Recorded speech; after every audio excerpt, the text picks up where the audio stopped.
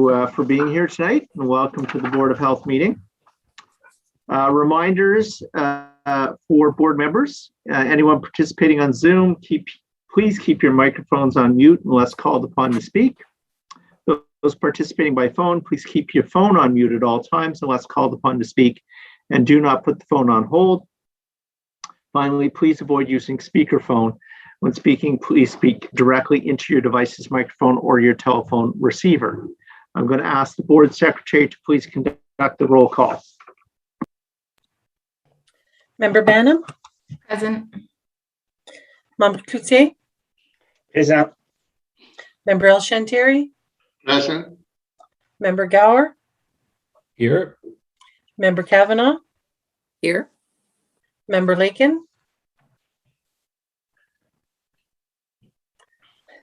Member Menard?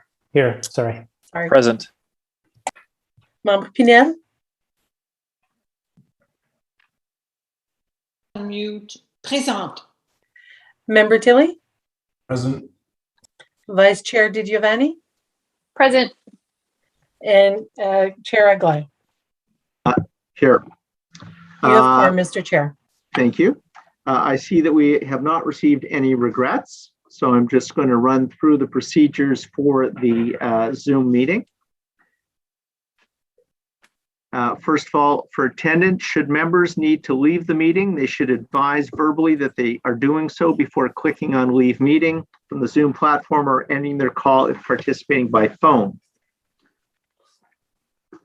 In terms of speaking order and the process for speaking, I will provide each member with the opportunity to ask questions or comment on items. Members will be called on to speak in the order or reverse order as set out in the board secretary's voting list. The usual 5-minute limit will apply. Should you not wish to speak on a given matter, you may decline verbally when your name is called. For voting purposes, if a full recorded vote is not taken for a given item, I'll specifically ask if the item is carried and then call for dissents to ensure that all votes are properly registered. Should anyone have points of order, privilege, or challenge, procedural interjection should be kept to a minimum to ensure the meeting proceeds smoothly and to minimize confusion. For points of order where you have not been called upon to speak, please state your name aloud for the record before stating your point of order. Should technical difficulties or other unforeseen matters require a recess during the course of the meeting, unless the board secretary issues new instructions, members are requested to remain on the line. The board secretary will mute all participants in such an instance. Are there any declarations of interest? Okay, seeing none, I'm going to ask if we can confirm the minutes of the meeting of September the 20th, 2021. Confirmed? Confirmed. Confirmed. Thank you. We have 4 communication items that have been received and they're held on file with the Board of Health Secretary. Can we receive the communications as noted in the agenda, please? Received. Thank you. I'm going to call upon Member Lakin now, please. If you could introduce the motion to, or move the motion rather to introduce reports. Certainly. I just lost my screen, bear with me. There we go. Be it resolved that the chair of the Board of Health verbal report, the medical officer of health verbal report, and the reports titled Ontario Public Health Standards 2021 Activity Reports, Risk Management, Ottawa Public Health Strategic Plan for 2019 to 2022, update from Q3 of 21, Ottawa Public Health Strategic Plan for 2019 to 2022, 2022 Annual Refresh, and 2022 Ottawa Board of Health meeting schedule be received and considered. And be it further resolved that the rules of procedure be suspended to receive and table the report titled 2022 Draft Operating Budget for the Ottawa Board of Health. Thank you very much. Is this carried? Carried. Carried. Thank you. We'll now go through the our usual consent agenda process. For those participating or watching from home who may not be familiar with the process, I'll list each item in the agenda, and for any items or board members don't have questions or concerns and we don't have public delegations registered, to speak, the board may carry or receive those items on consent, which is to say, without any discussion. So first we have the my report as the chair, and we'll hold that. Next is Dr. Etch's report as the MOH, and we'll hold that. That's followed by the 2022 draft operating budget for the Ottawa Board of Health. We'll be tabling that tonight, so we'll hold that for presentation and question period following that. Next, we have the Ontario Public Health Standards 2021 Activity Reports Risk Management. Is that received? Received, thank you. Next item is Ottawa Public Health Strategic Plan for 2019-2022, update from Q3 of 2021. Is that received? Received. Thank you. Ottawa Public Health Strategic Plan for 2019-2022, annual refresh. Carried? Carried. Carried, thank you. 2022 Ottawa Board of Health meeting schedule. Carried? Carried. Okay, thank you. We have some information previously distributed. Ottawa Public Health collaboration with planning, infrastructure, and economic development on the new official plan. Can we receive this item? Chief. Oh, yes, Councillor Menard. Hi there. I'm just hoping my video can be turned on again. I guess one of the co-hosts disabled it again. Wasn't me, but we'll try and fix that. Zian, can we get that video back on?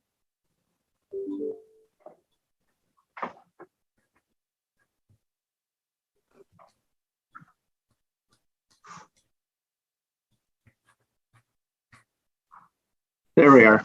Thanks very much, Chair. I did have a question on the risk management report. I know we carried it quickly, but I wasn't sure if I could ask a quick question on it. With anybody have any objection to Councilor Menard or Member Menard rather asking a quick question on that item? Nope, that's fine. Go ahead, Sean.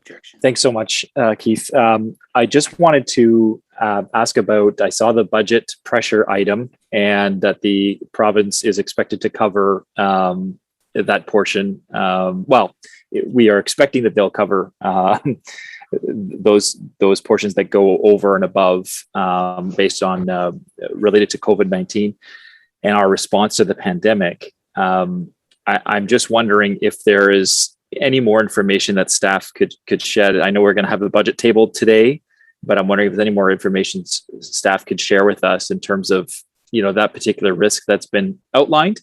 And also to just touch on our strategy around overdoses as well. And I didn't see in there that as a risk, perhaps understanding the pandemic as it's ongoing, but I wanted to raise that as well in terms of that piece of information as a risk for us going forward. So just those two things, Chair. Thank you. So if I understand your question correctly, you're asking about the budgetary items going forward into 2022, or it's the 2021 risk report that we have. Yeah, no, I realize which report it is, but you had talked about for the overdose, for example, are going forward. So are you concerned about this calendar year, or are you concerned about what we're going to be doing in 2022 in the budget? Well, just within the risk report, it's not identified. And I just wonder if it is something we should be identifying there as a risk for us. And then the budget report going forward is really related to the province reimbursing us. And I don't know if staff can share more in terms of conversations with staff at the provincial level on the reimbursement for pandemic related costs and our risk therein. Okay, Dr. Etches, can you comment? Yes, so on the risk report, I'll just mention the financial aspects first, because we did highlight, of course, we are spending more money on the COVID response, and we are relying on the province to reimburse that expenditure at 100%. there's a few things that give us comfort regarding that approach. The first is we have written direction from the Chief Medical Officer of Health that directs all health units to do what they need to do to respond to the COVID-19 pandemic, and to use their continuity of operation plans to continue core public health services based on community needs. And we also have the experience of 2020, when the province reimbursed us all of the expenditures on the COVID-19 response in 2020. And we have the experience of the first half of 2021, where again, the province funded not only the general COVID response, but also the vaccination campaign. And now we also have ongoing verbal commitments that this will continue for the rest of 2021 and into 2022. The Chief Medical Officer of Health, again, has changed. It's a new Chief Medical Officer of Health, but he has reiterated the provincial commitment to sustain the COVID-19 response. And we are operating under provincial directions regarding the level of case management, the outbreak expectations, the vaccination program, and we are keeping track of every expense. And so I do feel confident that we can rely on this commitment.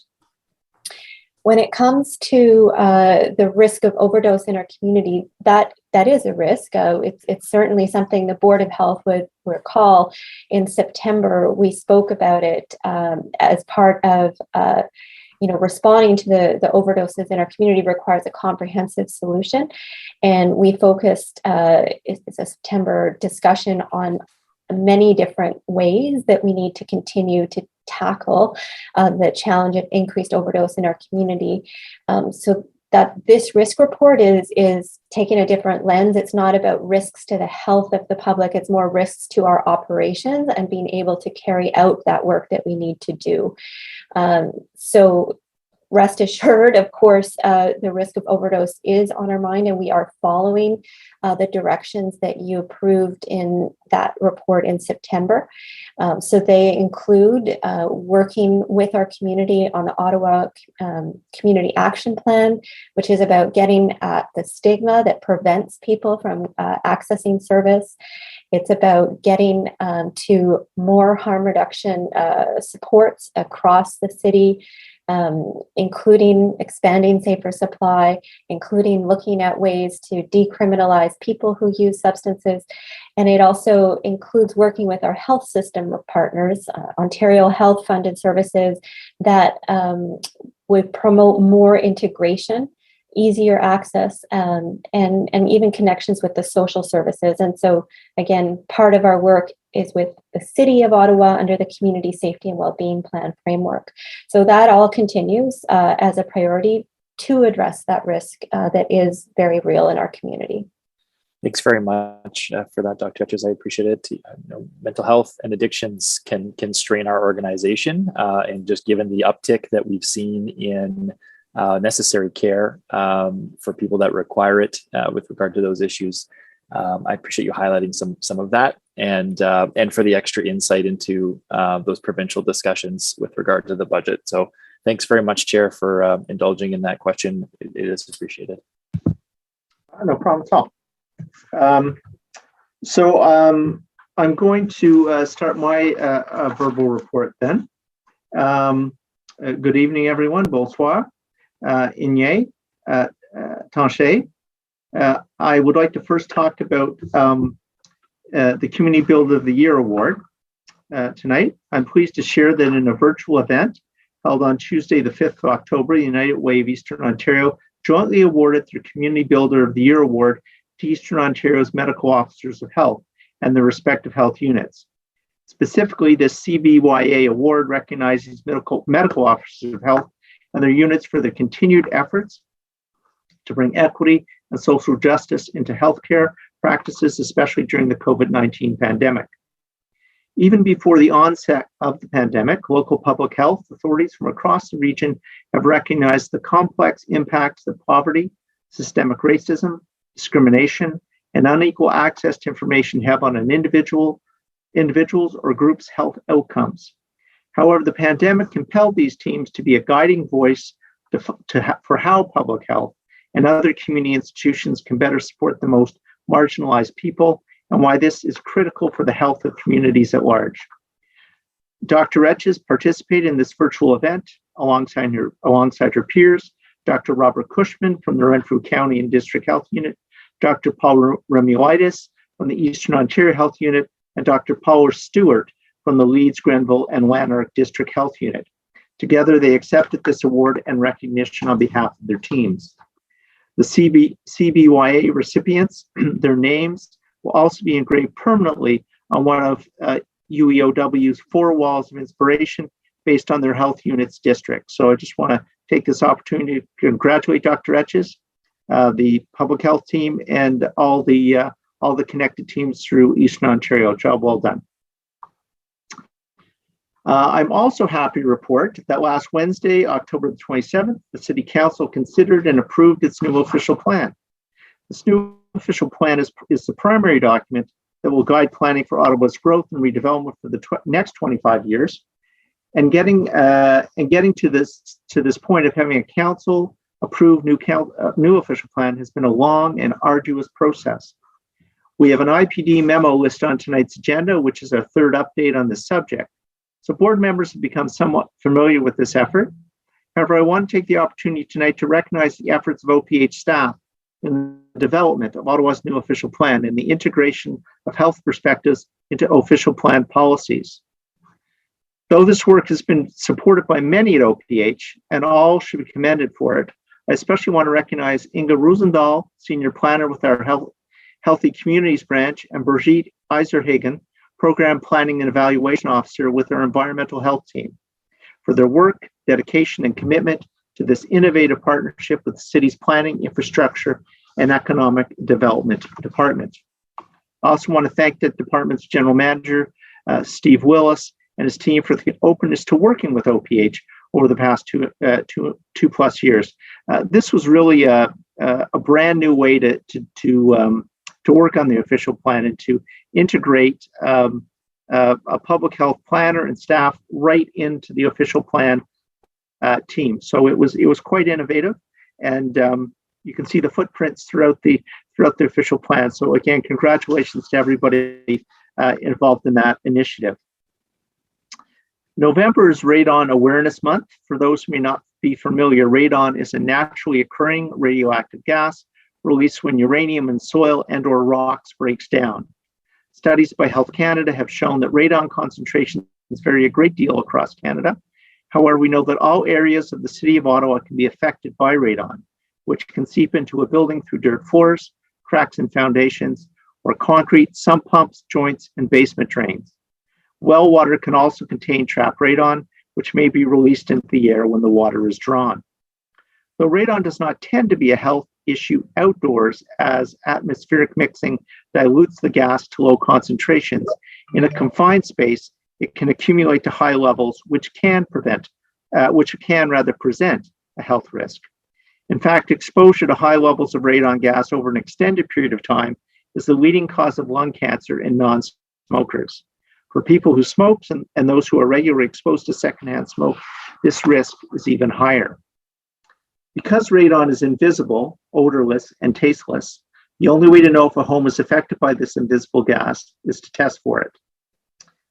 This year, we've been invited to participate in the 100 Radon Test Kit Challenge, organized by the Take Action on Radon organization and funded by Health Canada. Organizers will be providing Ottawa Public Health with 500 free test kits for distribution. Given that we spend more time indoors during the winter months, this 100 Radon Test Kit Challenge provides the perfect opportunity to test our homes for radon gas. All residents in the City of Ottawa are invited to participate in the 100 Radon Test Kit Challenge to learn more about radon gas and how easy it is to fix this problem if it's identified. Tomorrow, I will be sharing more detailed information to Board of Health and Council colleagues about the 100 Radon Test Kit Challenge and asking them to pass it along to their respective networks to encourage Ottawa residents to register for one of the 500 free test kits starting on November the 4th. I'm very pleased to share that on October the 18th, Ottawa reached another important milestone in our local COVID-19 vaccination efforts, with 90% first dose vaccinations in the city of Ottawa among the eligible population. This is a great accomplishment, and I'd like to thank Ottawa residents for helping us get here. I'd also like to extend my sincere appreciation to employees at OPH and the city of Ottawa for supporting this great milestone. Still on the subject of the COVID-19 vaccination coverage, as I reported to you in my last verbal update, in early September, OPH updated its employee immunization policy to include a requirement for all employees to be fully immunized against COVID-19, and the city introduced a new mandatory vaccine policy requiring all city employees to be fully vaccinated against COVID-19. I'd like to thank City Manager Steve Kanalakis and his team for reaching over 90% confirmed vaccination coverage among city workers. Thank you also to every city employee who got vaccinated and then provided their proof of vaccination to the city. In closing, I would like to take a moment, I think OPH has repeatedly stated that it supports all workplaces to have vaccine policies for their staff. However, OPH does not provide specific recommendations to employers regarding mandatory vaccination policies for staff. Employers need to assess their own contexts and set policy. It is the decision of the individual organizations and businesses to implement a workplace vaccine policy. That concludes my verbal report. I'd be happy to take any questions. Okay, can we receive the report then? Received. Thank you. We'll move now to Dr. Etches for her verbal report. Dr. Etches, I'll turn it over to you. Well, good afternoon, and Kwe, Ulakut, Tanshe, and bonjour. In tonight's verbal update, I will provide an update on our COVID-19 situation, the vaccine rollout in Ottawa, and we'll talk about our work supporting schools this fall, including access to increased COVID-19 testing, and provide an update on our influenza and school catch-up campaigns. And I'm going to have some help from the team here to speak about the exciting expansion of our vaccination program that we're anticipating maybe later this month. So to begin with, I also must continue to express my gratitude to the people of Ottawa for all the work that you're continuing to do to keep the COVID situation manageable. We have so many partners in health and social services, education, business, and other sectors that are persevering through this pandemic. Je tiens toujours à exprimer ma gratitude aux gens d'Ottawa, à nos partenaires de la ville d'Ottawa, à de nombreux secteurs de la santé, des services sociaux, de l'éducation, des affaires et autres pour avoir persévéré pendant cette pandémie de la COVID-19. The situation is better. Mortality rates have dropped. Hospitals are busy working on catching up on procedures and surgeries, and more people have access to the social supports they need in their lives. We are getting there, and a cautious approach is keeping COVID-19 manageable. I also want to specifically thank the OPH managers and all OPH team members who continue to work so hard on so many fronts, and to congratulate them on the Community Builder Award that recognizes their work. From surveillance reporting through communicating to many stakeholders, ever-changing information, to the significant efforts that keep increasing immunization rates and keep outbreaks from happening or growing, as well as the efforts to return key supports like dental and mental health and substance use and sexual health and healthy growth and development services to the community. The Ottawa Public Health team is putting clients first, and they're demonstrating ongoing adaptability, and I'm very thankful. And in terms of accomplishing non-COVID-19 work, it is no small thing that the city's official plan has a public health emphasis to it. How our city is built affects the population's level of physical activity, social connections, and mental health. And I'm very thankful to Inga and Birgit and to Mike Ferguson also, who's been managing to work on improving health through this plan that will have an impact for decades to come. Back to COVID, the rates in Ottawa have been declining slowly in recent weeks, with rates among 5 to 11-year-olds the highest. And there was a small increase last week in that age group. The number of people hospitalized with COVID-19 remained around 10 throughout October, and the COVID wastewater signal has been low and continues to fluctuate. The outbreaks that we're detecting are mostly detected in schools, though other workplaces like a hospital, a shelter, and a restaurant are currently affected. And while people in school or of school age are accounting for 45%, and that's 98 people who've tested positive for COVID last week, the majority of these situations have not led to an outbreak. It is 38 people in schools that are linked to an outbreak at this time. And that is an outbreak is defined as 2 people testing positive within 14 days who are linked and where at least one person could reasonably have acquired the infection in school. While it's not always leading to an outbreak, this number of people testing positive is disrupting children's learning and families' ability to work when close contacts have to isolate. And though Ottawa continues to make progress in increasing our COVID-19 vaccination coverage, the uptake has been declining week over week.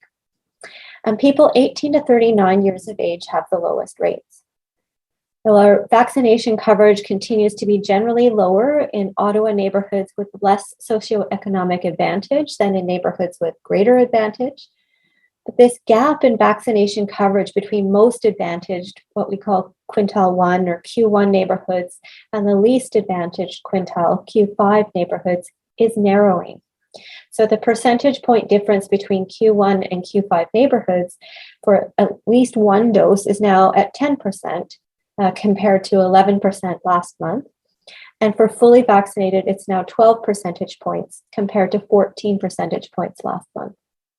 And the risk of COVID-19 among individuals who are unvaccinated or who have only received one dose is now 9 times higher than it is for people who are fully vaccinated.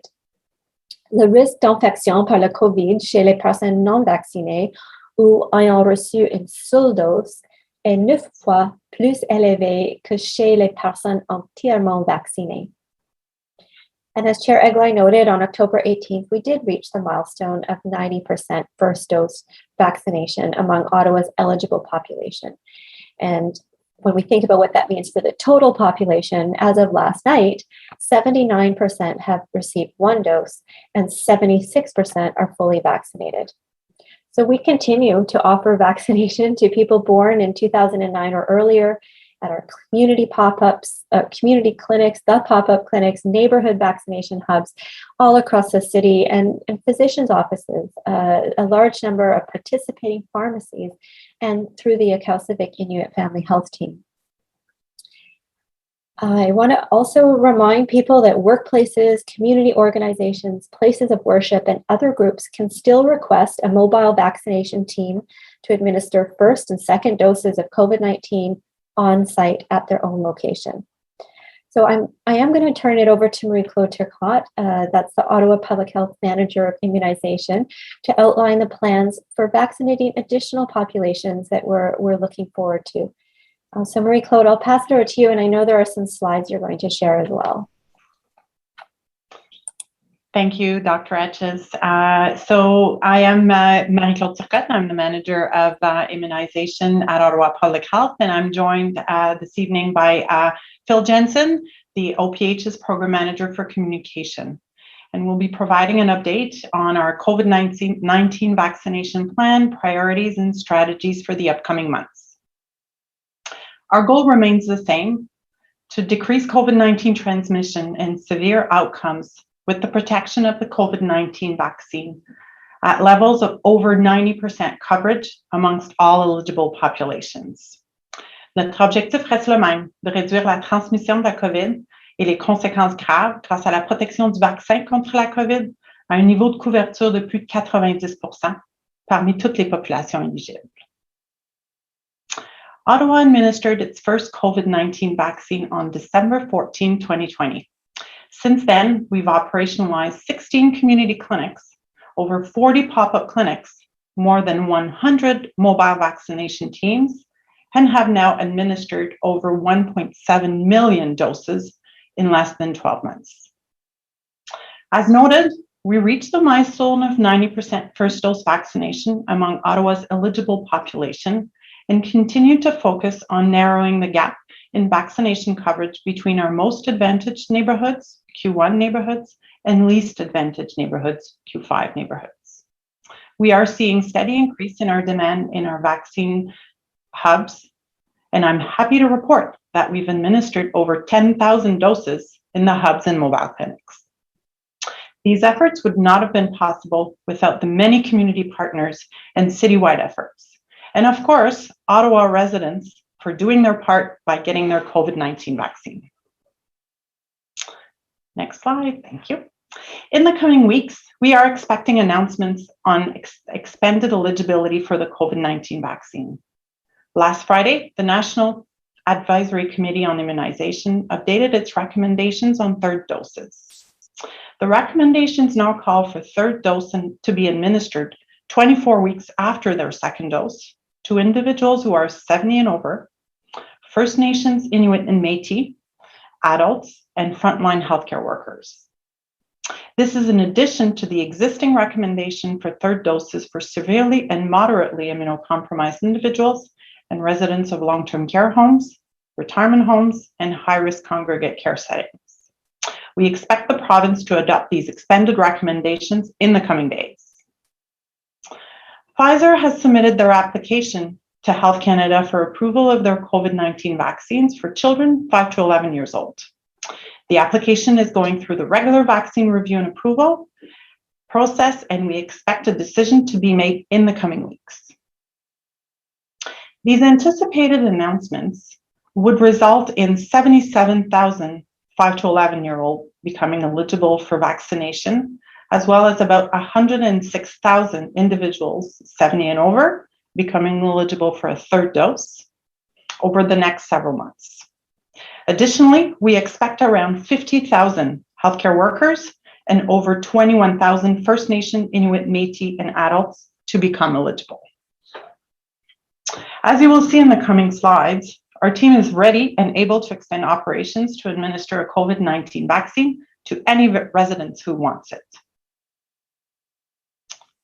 In the context of the expanded eligibility, we will be adjusting our COVID-19 vaccination strategies and priorities.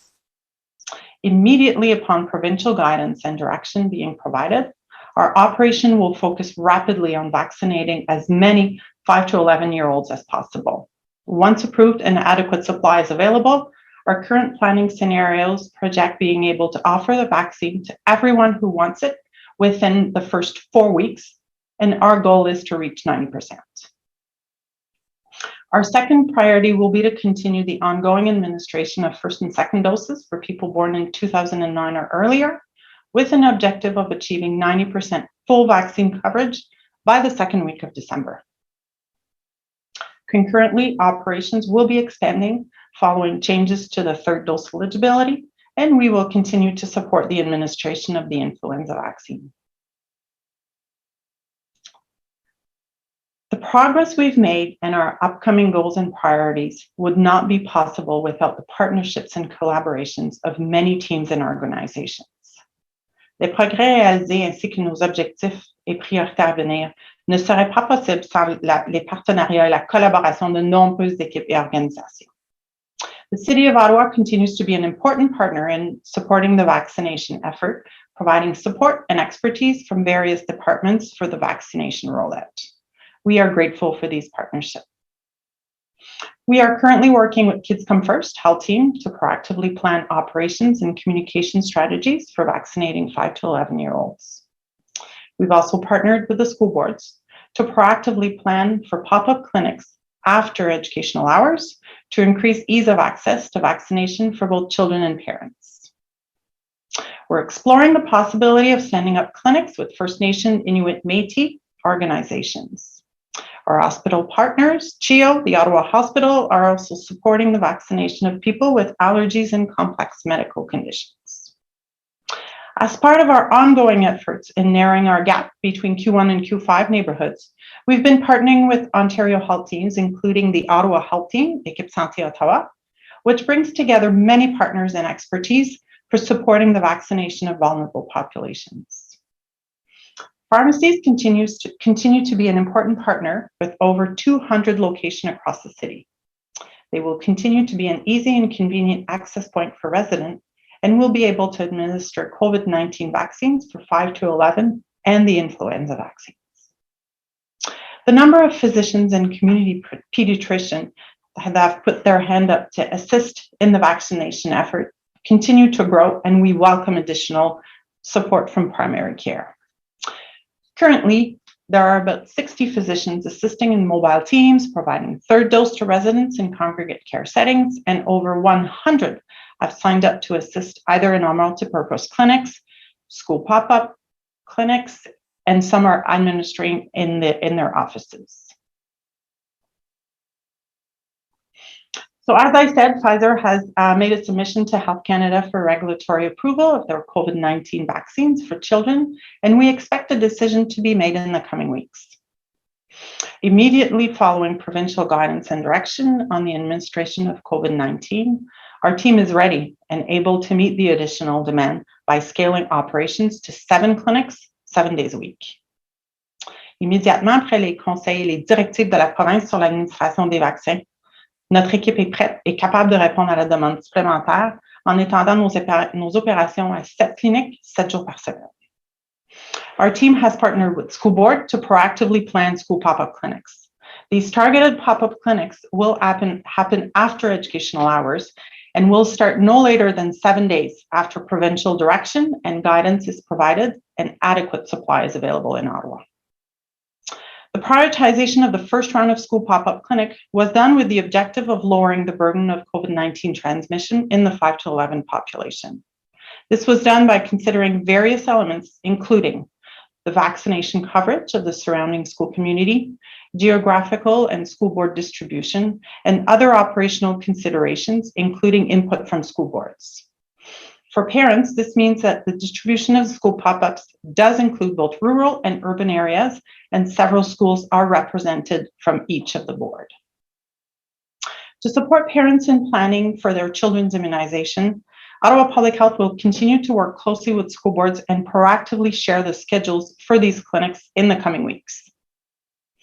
Pour aider les parents à planifier la vaccination de leurs enfants, Santé publique Ottawa continuera de travailler en étroite collaboration avec les conseils scolaires et communiquera de façon proactive le calendrier de ces cliniques au cours des prochaines semaines. Our partners continue to support the rollout of the vaccine for the 5 to 11. As part of ongoing operations, we'll be offering specific clinic for Indigenous populations, and CHIO will be hosting vaccination clinic for medically complex individuals. This means that on day 1, parents with 5 to 11-year-old children will have various options and supports to receive the vaccine as quickly as possible. Next slide, thank you. OPH has been administering COVID-19 vaccine for almost 12 months. During this process, we've been able to build strong partnerships that have resulted in the expansion of locations offering COVID-19 vaccines, the reduction of barriers, and an increased capacity to meet potential demand for vaccination. Every partner plays an important role as we work towards community immunity. While each channel has a different capacity, OPH-led clinics will be able to administer over 36,600 doses per week. This will include on average 25 school pop-ups per week. Additionally, our 4 community clinics will be transitioning to 7-day operations once third dose eligibility is announced, and further expand to 7 community clinics to offer more locations per 5 to 11-year-olds. Community clinics are the primary location, and we encourage parents to book an appointment through the provincial booking system for their children.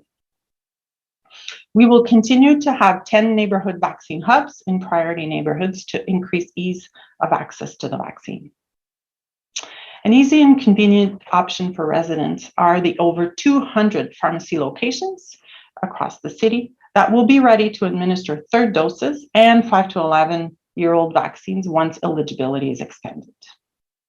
For select frontline healthcare workers who work at local hospitals and are eligible for third doses, hospitals are taking a coordinated approach to offering vaccines, and they will be providing further details to their employees directly. Community healthcare workers who are eligible for a third dose may book through the provincial booking website at one of our clinics or receive vaccination at a pharmacy. Further details will be shared once eligibility is expanded. There are many opportunities for residents to access COVID-19 vaccines, and our operations will be ready and able to expand in order to meet the increased demand and ensure that every resident who wants a vaccine has access to one. I'll now turn it over to Phil Jensen, who will talk about some of our communications and engagement strategies. Merci, Marie-Claude. We know that our journey towards community immunity is not yet over. 5 to 11-year-olds play a very important role in this massive task.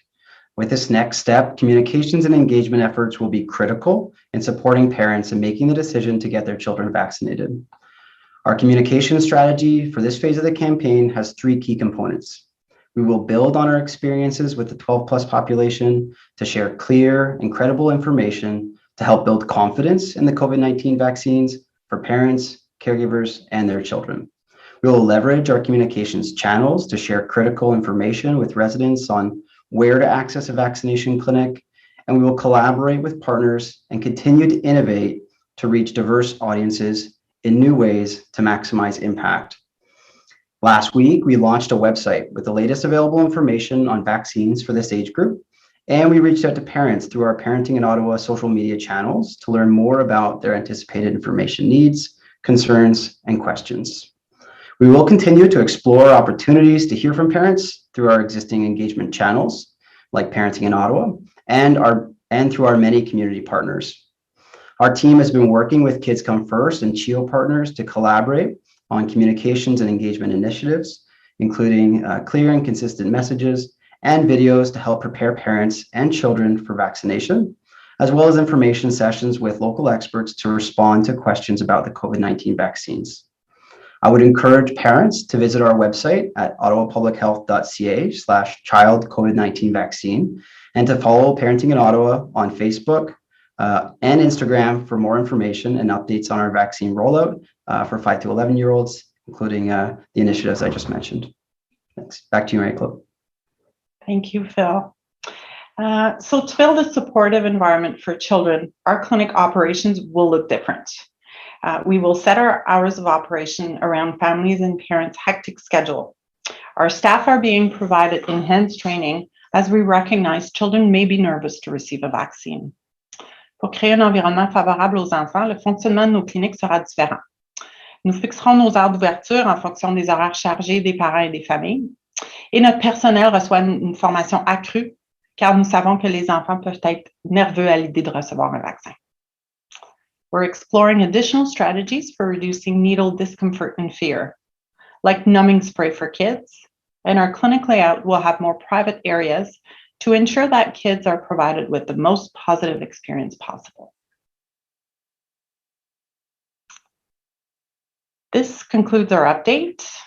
I want to thank all of our partners who supported the rollout and residents of Ottawa who have rolled up their sleeves to work as we work together on building community immunity. For 5 to 11-year-olds, vaccination will be a critical component of increasing our community immunity, and we are ready to administer the vaccines as soon as eligibility expands. Je tiens à remercier tous nos partenaires qui ont appuyé le déploiement et les résidents d'Ottawa qui ont retroussé leurs manches alors que nous travaillons ensemble à renforcer l'immunité communautaire. La vaccination des enfants de 5 à 11 ans sera un élément essentiel de l'augmentation de l'immunité dans notre communauté et nous sommes prêts à administrer les vaccins dès que l'éligibilité sera élargie. Thank you. Merci.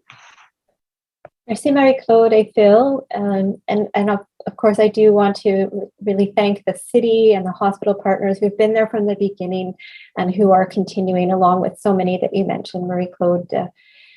And I also will take just a moment before moving on in my verbal update to talk about schools to underline the rationale for the immunization of children 5 to 11. It is true, most children will not experience severe outcomes from COVID-19 infection, but some will. and vaccination decreases the risk of severe outcomes from COVID-19 infection. As well, vaccination of 5 to 11-year-olds helps them to stay in school and benefit from the social and developmental supports that are provided by in-person learning. And lastly, when children are less likely to transmit COVID-19 because they are immunized, they're helped indirectly by the benefits that come from keeping COVID-19 manageable in the community. They'll have more access to activities, parents and guardians with more access to employment, and less concern that the adults they care about and depend on will require hospitalization. Alors, en français, je veux souligner le bien fondé de la vaccination des enfants de 5 à 11 ans. Si la plupart des enfants ne subiront pas des conséquences graves de l'infection par la COVID-19, ce ne sera pas le cas de tout, et la vaccination diminue le risque de conséquences graves. De plus, la vaccination des enfants de 5 à 11 ans les aide à rester à l'école et à bénéficier du soutien social et développemental offert par l'apprentissage en personne. Enfin, lorsque les enfants sont moins susceptibles de transmettre le COVID-19 parce qu'ils sont vaccinés, ils sont aidés indirectement par les avantages qui découlent du fait que la COVID-19 reste gérable dans la communauté. Plus d'accès aux activités, parents et tuteurs ayant plus d'accès à l'emploi et moins d'inquiétude que les adultes ils aiment aient besoin d'être hospitalisés. As I mentioned earlier, about half of the recently reported people testing positive for COVID-19 are aged 19 and younger, and this is causing challenges with keeping children in school and parents and guardians able to work. So our work with schools in supporting communities is a top priority. On October 15th, I issued an open letter to parents of school-aged children noting that while many parents and guardians now have the protection of vaccination, still very important for families to continue to be cautious and keep choosing actions that make COVID transmission to children and youth less likely. And the most common source of COVID-19 infections for children and youth are household members. So daily screening for COVID symptoms, physical distancing, and limiting the number of close contacts we have, wearing a mask when indoors or in close contacts with others, getting vaccinated if eligible, or staying home and getting tested when sick. Or if you're identified as a high-risk contact, testing is often also required. Those continue to be very important actions to take. So we're continuing to support schools with case and contact management and safety measures to ensure the school environments are as safe as possible. Nous continuons à soutenir les écoles en matière de gestion des cas et des contacts et de mesures en sécurité afin d'assurer que l'environnement scolaire est aussi sûr que possible. When someone associated with a school tests positive for COVID-19, we notify the entire school community. And we recognize that news can be stressful for parents and guardians, and waiting for more information can cause anxiety. And I want to speak a bit about anxiety and supports for parents. In September, Ottawa Public Health shared a returning to school letter that included tools such as videos and fact sheets for parents to support their child's mental health and well-being. And this letter also highlighted services offered by our community partners, such as short-term counseling for children and youth through the counselingconnect.ca site, and mental health and substance use system navigation help for children and youth 21 and under through the onecall1click.ca site. This really is a simplified way for people to get help when you're concerned about their child's mental health. So one call, one click. If there's one thing you need to remember, that is a significant way to get service for your family. And also, Ottawa Public Health's Parenting in Ottawa team has partnered with the Ottawa Collaborative for Parenting Support on a Just Ask series. This is to help parents build resiliency in their families. And to learn more about how you can explore different challenges of parenting, visit parentinginottawa.ca/justask. So we do investigate all the situations where someone in school tests positive, and we work with the school to determine who the high-risk contacts are, and then communicate with parents and guardians of the students who are directly affected. And over 90% of the time, we are meeting our goal to reach people who've tested positive and their high-risk contacts within 24 hours of receiving confirmation of the lab results. Usually, the high-risk contacts are limited to one cohort, dismissed in relation to one person testing positive, but sometimes multiple cohorts can be affected due to a bus or a recess exposure, for example. In Ottawa Public Health, we use the most cautious approach when assessing who may be a high-risk contact. And when there is an outbreak of COVID-19 at a school, we respond with targeted approaches to prevent wider spread.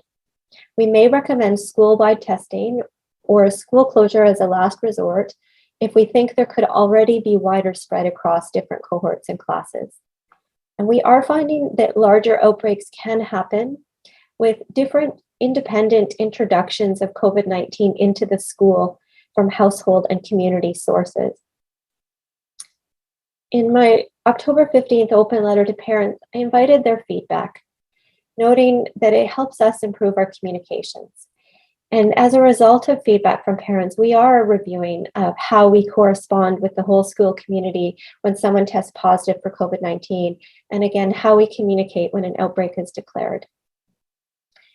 And finally, I am happy to share that in addition to the COVID-19 assessment and care centers, there are new options for parents and guardians to seek COVID-19 testing for their children more easily. There's school take-home test kits now available in every school for students and staff when testing is needed for COVID-19. Schools are able to send children home with a take-home test kit that could be returned to the school or to one of the assessment centers. And as well, appointment-based do-it-yourself test kits can be picked up and returned through the CHEO Brewer Park Arena location. School-wide PCR testing may be recommended for schools in outbreak if there's evidence of 2 or more cohorts in outbreak, if one cohort in outbreak may have exposed other cohorts, or if a substantial portion of the school population has been dismissed due to a potential exposure. And if school-wide testing is offered to a school, the parents, guardians, and school staff are notified and they're given detailed instructions. We are also working with the province to implement rapid antigen testing as another option. And this form of testing provides results in 15 to 20 minutes. However, it does not replace the PCR testing when there's a greater risk of COVID infection, such as for people with symptoms or high-risk contact. If a positive result received on a rapid antigen test, one of these tests, then the follow-up PCR testing is required to confirm the result, as some rapid tests are false positives. And I can say, given our lower rates of COVID-19 in Ottawa at this time, the widespread use of rapid antigen tests could result in more false positive results. So it is noted that this rapid testing is most useful in contexts where the risk of transmission is high and if it's performed multiple times a week. So we are exploring when this rapid antigen testing might be a useful additional tool in the school setting. And we'll continue to share information as this program develops. All right, so this is a bit of a longer update. I'm going to turn to flu immunization and end with another immunization topic. So this is quite immunization focused tonight. As briefly touched on by Marie-Claude, it is also a task of Ottawa Public Health right now to support influenza immunization. And we are using a targeted approach this year to accommodate, preserving capacity for COVID-19 vaccination as a priority, especially for the 5 to 11-year-olds and those third doses for some who will become eligible. So during the 2021-2022 influenza season, we'll be offering flu vaccines by appointment for the following groups. It's children aged 6 months to 2 years and their household members, and individuals experiencing barriers to getting the flu vaccine. That could be people who are newcomers to Canada, who don't have an OHIP card, the Ontario Health Insurance Plan card, or they don't have a primary care provider, or they've had difficulty accessing vaccine at a pharmacy. So individuals in these groups can book their flu vaccine appointments by visiting ottawapublichealth.ca/flu, and appointments are available starting tomorrow, November 2nd, at our 4 community clinics. That is the Eva James Community Center, the Rudy Family YMCA YWCA, the Minto Sports Complex, and the J.H. Putnam Public School. New this flu season, individuals 2 years of age and older can visit participating pharmacies to receive their flu vaccine. It's individuals 6 months and older can also have their flu vaccine from their family doctor or nurse practitioner. We have many family doctors are providing the flu vaccine now. Anyone aged 6 months and older who lives, works, or attends school in Ontario is eligible to receive the publicly funded flu vaccine at no cost. But getting your annual flu vaccine is an important way to protect yourself, your family, and high-risk individuals in the community against the seasonal flu. Toute personne âgée de 6 mois et plus qui vit, travaille ou va à l'école en Ontario est admissible à recevoir gratuitement le vaccin contre la grippe, financé par les fonds publics. Recevoir le vaccin annuel contre la grippe est un moyen important de vous protéger ainsi que votre famille et les personnes à haut risque de votre communauté contre la grippe saisonnière. When we're vaccinated, we can help reduce flu transmission in the community and keep our hospitals from being overwhelmed. Last vaccination subject, school catch-up immunization. So as previously reported to the board, due to school closures over the past 2 years, almost 3 cohorts of middle school students did not receive their required school health immunizations for the human papillomavirus, hepatitis B, and meningitis vaccines. So our goal is to immunize over 30,000 students with an aim of reducing the risk of students acquiring these vaccine-preventable diseases, which also prevents cancers such as cervical and anal cancer. Ottawa Public Health is currently running in-school vaccination clinics to provide students in grades 7 and 8 with these vaccines. We'll actually be completing the first cycle of the HPV, hepatitis B, and meningitis vaccines in all schools by this Friday. And then we're currently reaching out to schools to plan the second cycle in the spring of 2022 to administer the second doses for hepatitis B and HPV vaccines. And we can immunize students, again, who have maybe missed the first cycle. Students who did not participate in the first cycle in the fall are still eligible to receive their vaccines in the spring. And it is the case that some in primary care settings may be able to offer this vaccine and this service. So in conclusion, it is so many people and partners and our dedicated Ottawa Public Health team that continue to help keep COVID transmission low. Thank you to all the people making informed choices that emphasize lower risk activities. As we continue to open up new possibilities for COVID-19 transmission, more and more contacts and close contact with others, Ottawa will benefit from also increasing the barrier to transmission that's provided by COVID-19 vaccination. And the availability of approved, safe, and effective COVID-19 vaccines for children 5 to 11 will be an important next aid in keeping children in school and parents at work. So I look forward to seeing Ottawans take up this protection when it arrives. And this period continues to be stressful for many. So I want to end by reminding people there is a place to turn when things seem too difficult and there are supports available. Alors que cette période continue d'être stressante pour plusieurs, je veux terminer en rappelant aux jeunes qu'il existe un endroit où se tourner lorsque les choses semblent trop difficiles et qu'il y a des soutiens disponibles. So for parents who are expecting and parents of children up to 6 years old, Ottawa Public Health's Healthy Growth and Development Program offers multiple services. Parents can call the Baby Helpline 7 days a week. at 613-580-2424, extension 23774, to speak to a public health nurse, get telephone support, or be referred to the home visiting program. And parents experiencing perinatal mental health challenges are being prioritized for these home visiting services. The in-person appointments are also available at Parenting in Ottawa locations by calling the Baby Helpline. And to access support or speak to a public health nurse, there's also the possibility for others outside of that age group to call, again, the public health line. There's a COVID telephone line, 613-580-6744, Monday to Friday, and translation is available in multiple languages. Finally, for parents of children of all ages, Ottawa Public Health continues to develop and promote resources to build resilience, positive coping strategies, and increase awareness and access to services for mental health and substance use health. So we encourage everyone to learn more about what resources and services are available. You may need them, someone you know may need them. There are short mental health videos for parents, multilingual fact sheets, conversations with experts, and more. They're all available on the Parenting in Ottawa website. And again, you may remember a few minutes back when I mentioned the onecall1click.ca website, where you can directly access services for mental health and substance use for children, youth, and families.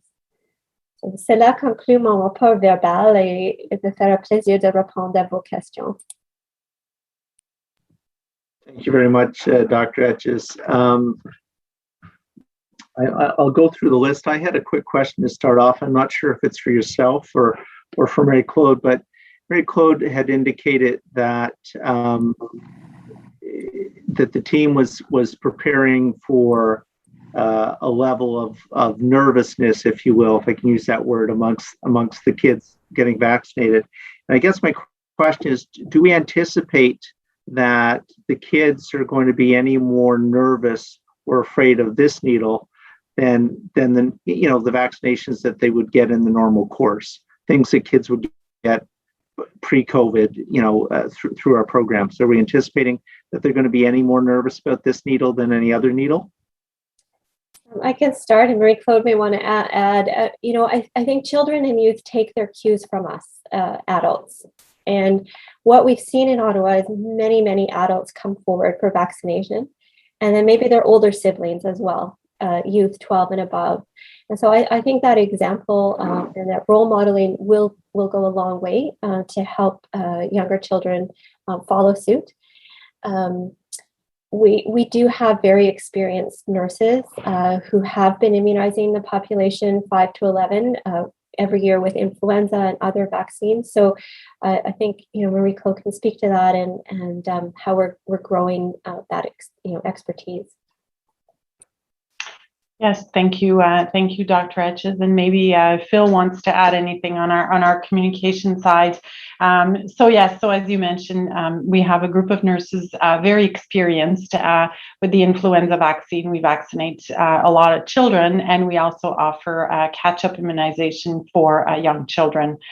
So there are ways to distract children. There are, as Dr. Etches said, role model from parents or older siblings, and our nurses are very experienced. And we hope that our clinics will have more of a child-friendly approach, so that children will feel good in coming to our clinics, and it will be in a more familiar environment, and will increase the comfort or decrease the discomfort of children coming to our clinics. Phil, did you want to add anything? I see on the screen, or? Sure, happy to add. As I mentioned earlier, some of our engagement efforts have really been focused on parents, but as Dr. Etches mentioned, parents are a key communication channel to their children, and we want to make sure that parents feel comfortable and confident in our clinic processes. So with this rollout, we do have two key audiences, parents and children, and as you can imagine, they will take very different messages to provide a level of comfort in preparing for the vaccine and actually being at our clinic. So it's something we're working on. And we're hearing from parents first. And as I mentioned, we're working with Kids Come First on some communications products geared to children. Thanks. Great, thanks very much. I'll go to the list now. First up in reverse order is Member Tilley. Just, I know something I'm sure you've considered.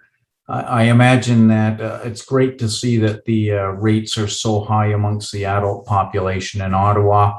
And I imagine of those who are unvaccinated, there's those with medical exemptions, but there's also those who are vaccine hesitant and risk and vaccine averse. Is there a chance that children of those who are vaccine hesitant or vaccine averse, I imagine it's unlikely that those children will be getting vaccinated, as the channel, as Phil just said, is through the parents? Or is there a strategy to somehow overcome that through the schools? Either way, even through the teachers, I imagine there'll be no vaccination without a parent's approval. You're correct. The vaccination of young children does require parental consent.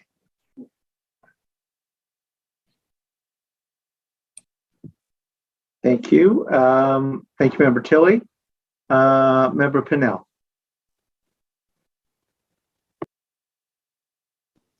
Okay, thanks for your presentation, Dr. Etches, and also Marie-Claude and Phil. I do have one question regarding the flu vaccination.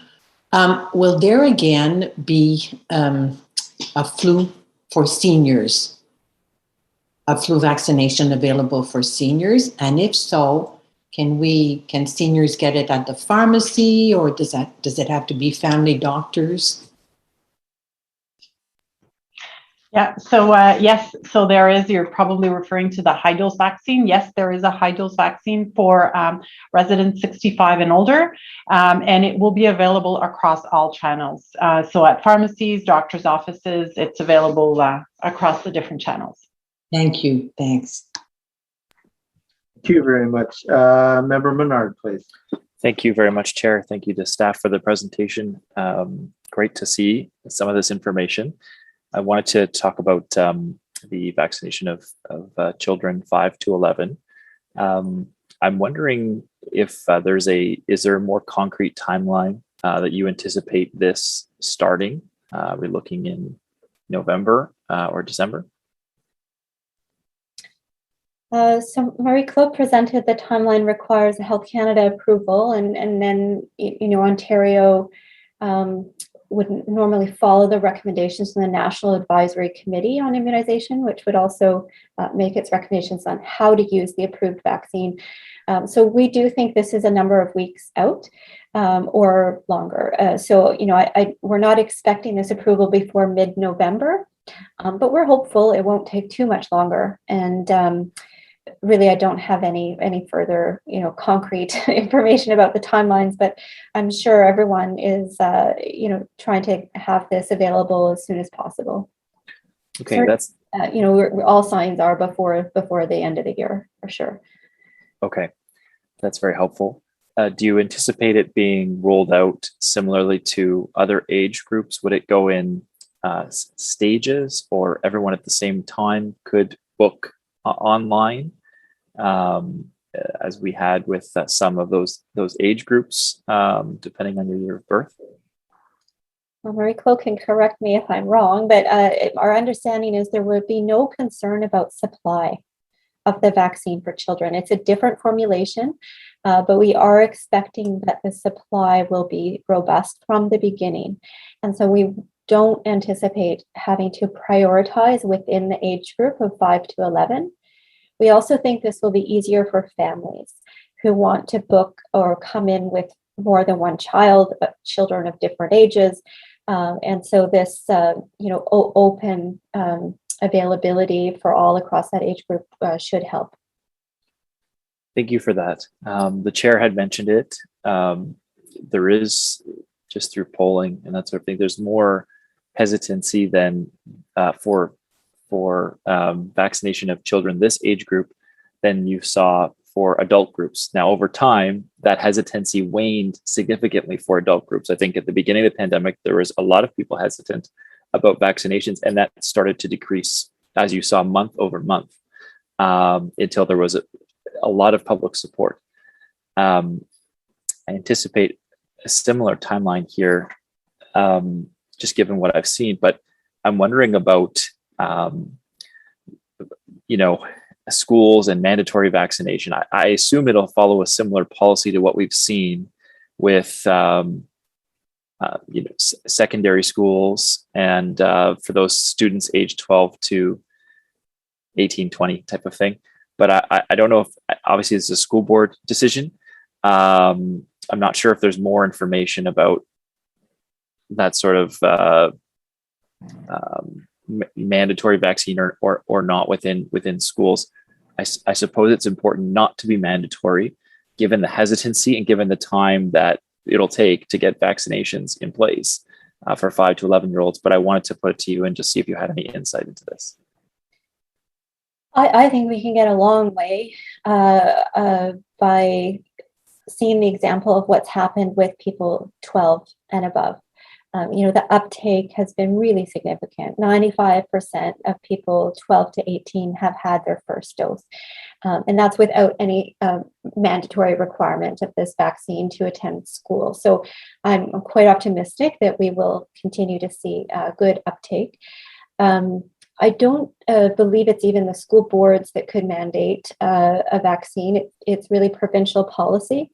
There is the Immunization of School Pupils Act, which requires other vaccines to attend school, and that reporting of the vaccination status of children to public health.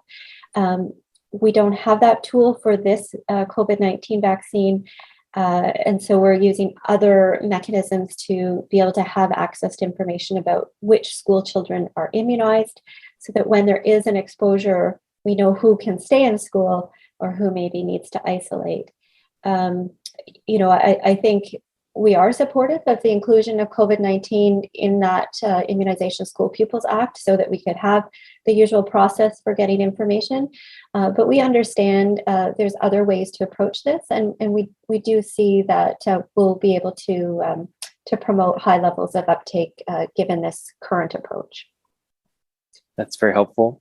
I'm wondering if we know if it would be one dose or 2 doses for that age group, or if that hasn't been decided. So I don't have all of the details, of course, because we're waiting to see what the Health Canada approval and what the National Advisory Committee on Immunization recommendations will be. So I don't have more data, except to say that I do believe the company is looking at a 2-dose series. And the interval between the doses, I think is something we're interested in seeing what the science supports. What would be the best interval for the greatest amount of protection. Okay, great. I appreciate that very much. There is, as I say, there's a lot to do, I think, to give information to parents. This has been very helpful today.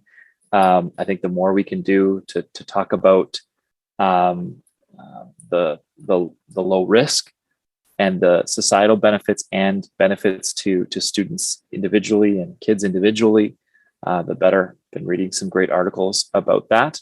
That I think they assist in understanding and lack of hesitancy once you read through that information. So appreciate this. This has been very helpful. Thanks, Chair.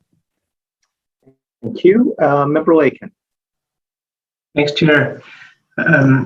Thanks, Dr. Etches, for the reports and from staff. I just wanted to follow up on the Chair's question about anticipating whether the fear of getting COVID needle would be any different than regular immunization needle, and with an eye on optimizing success for the 5 to 11-year-old uptake and the central role that schools are playing. Has OPH prepared, or will OPH be preparing any teacher-specific material to promote vaccination, or any school-based materials to promote vaccination that are kid-friendly? Yes, so either Marie-Claude or Phil would have more details on our communications products that often and definitely will use the school community to share. Invite you to add. Yeah, thanks, Dr. Etches.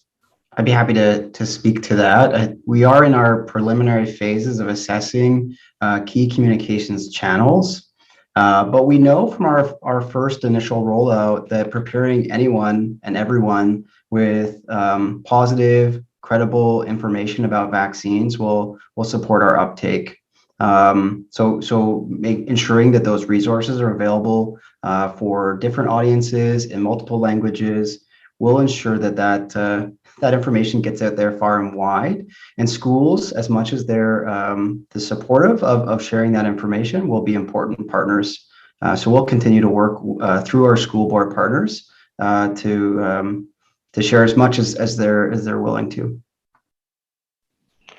I can just add that, as Phil mentioned, we started working with our school boards. We've been in discussions with all 4 school boards, and I can add that they were very supportive of what they can do to help us in terms of the rollout of the vaccine for the 5 to 11. So we have good partners, and we'll be continuing to work with them to promote in all the different channels. Thanks. And just to close off, I realized that for this age group, parental consent is required, but it's worth reiterating that within this population, there is a certain amount of peer conversation that will occur around the vaccine, and to the extent that we can mobilize child-friendly messaging for children may be valuable. So thanks for all your thoughts on that. Thank you, Member Lakin. Member Kavanaugh. I would just add that we we are so fortunate in Ottawa to have the expertise of CHEO in communicating from children to children. They are part of this effort with the Kids Come First partnership. So yes, you can expect to see some of that. Sorry about that, Dr. Etches, and realize you had a bit more. Member Kavanaugh, please. Thank you very much. And thank you, Dr. Etches, to your whole team on what they've done so far. And congratulations on the rate of take up for vaccines. And I'm sure the next stage will be a big success.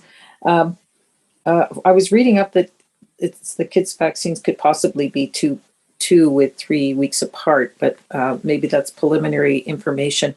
Would the strategy be to give everyone a first vaccine if it is a 2-step process, and then give the second to everyone? So as I say, the interval isn't confirmed yet. I would expect it to be longer than 2 or 3 weeks. But with our plans, we do think we will have anybody who wants a first dose in that 5 to 11-year-old age group able to have that dose within 4 weeks. So that should set us up well to be able to finish those first doses, the bulk of them, and then proceed on to second doses. Like with adults, we do think it will be an ongoing process for many months to continue towards that target of 90+%. But again, for the majority, this is what we're expecting. Marie-Claude, I think you see you nodding your head. Yeah. Okay, thank you very much. And in terms of where you'll concentrate first, maybe this is for Marie-Claude, I would hope that it's in vulnerable neighborhoods, the ones that we know were targeted, and you did a great job on reaching out to those neighborhoods earlier for the adult population. So would they be sort of first on the list? Yes, so we are looking at different parameters in terms of getting to that first list of school. Vaccine coverage is one that we're looking at, and the burden of COVID. So it aligns well with some of those higher priority neighborhoods in terms of those components. So we the list that we're working with, we're still discussing with the school boards in order to make sure that we have the appropriate list. But right now the list does correlate with our quintile 5 neighborhoods. Excellent. Thank you. Switching topics on the official plan, I appreciate the participation of Ottawa Public Health in it. I think that was a real breakthrough, and I think that's really important. We've now approved it, but my question is about monitoring and what the role of Ottawa Public Health is in monitoring the progress of the official plan and how that will work. Thank you for that question. So if you think about the Board of Health strategic priorities, there are strategic directions, building healthy communities is one, our goals. And that includes this work around working with how the city is planned and built. So we will report on that quarterly as part of the quarterly reporting on our strategy. There is a lot of work to turn the official plan into, beyond the vision, and into a reality of change and healthier planning projects being developed. So I am sure that Inga or Birgit could speak more to this in detail, but they now have a lot of work to do to develop policies, develop tools, as you say, for monitoring, to get this work done, to change how things are done. And so we are continuing the partnership with the planning department. So it is, I do see Inga is actually able to join this meeting. So that's great. If she would like to add something else, I invite that. Yeah. Hi there, just let me know if you can see. Oh, there we go. Yes, certainly we see there being, as we mentioned in the IPD, quite a ripple effect of this official plan across many city decision-making mechanisms and levers. And we'll be looking to influence those and to help translate those healthy and inclusive community policies that are in the official plan, but are also supported throughout other policy sections of the official plan. And certainly monitoring is going to be something that we'll have ongoing conversations with the planning department to talk about, how some of the, other data sources that they may not be aware of could potentially inform their monitoring mechanisms in future. Great. I hope that we'll be able to, as councillors, to be able to continue a dialogue to find out how it's going and hear about it. So I appreciate, maybe there's another bike ride in the future, Inga, for us. I'm always up for a bike ride, councillor. Okay. All right. Thank you very much. Thank you. Thank you. Member Gower, please.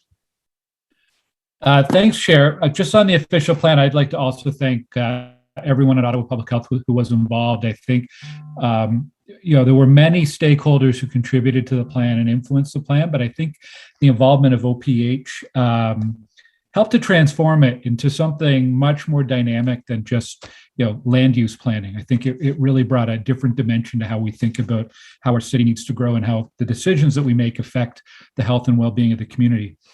On vaccinations, the piece of data that stood out for me from the updates was it was December 14th that we administered the first vaccination for COVID-19. It's hard to believe we've been at this for almost a year. I wanted to ask about for kids ages 5 to 11, in terms of booking the appointment. I assume that's through the provincial system again. Will it be easier or possible for parents to book in 2 or 3 children in the same appointment block, or will they have to go in and book separate appointments for each of their children? I'm going to pass that to Rico. Yeah, thank you, Dr. Etches. So we are working with our provincial partners on the provincial booking system. It's a work in progress in terms of adding more functionality, but we have been very aware of the need for many parents to book more than one child at the same time. The last thing we want is for parents to have to come multiple times to our clinic. So we're continuing the discussion with our provincial partners and making sure that our clinic are able to accept siblings at the same time so that parents only need to come once. Well, that's good to hear. And maybe I'll write to my MPP as well to emphasize that. Again, on logistics, will it be possible for people to get a flu shot and a COVID vaccination at the same time? As long as the co-administration is possible, absolutely. Currently, people are able to get both in our clinics, so all of our clinics are offering both. So people who come for a COVID vaccine can also receive a flu vaccine, and we're hoping to be able to continue that in our different multipurpose clinics. The school pop-up clinics may look a little different, as they're really geared towards COVID-19 vaccines in those neighborhoods for both children and parents.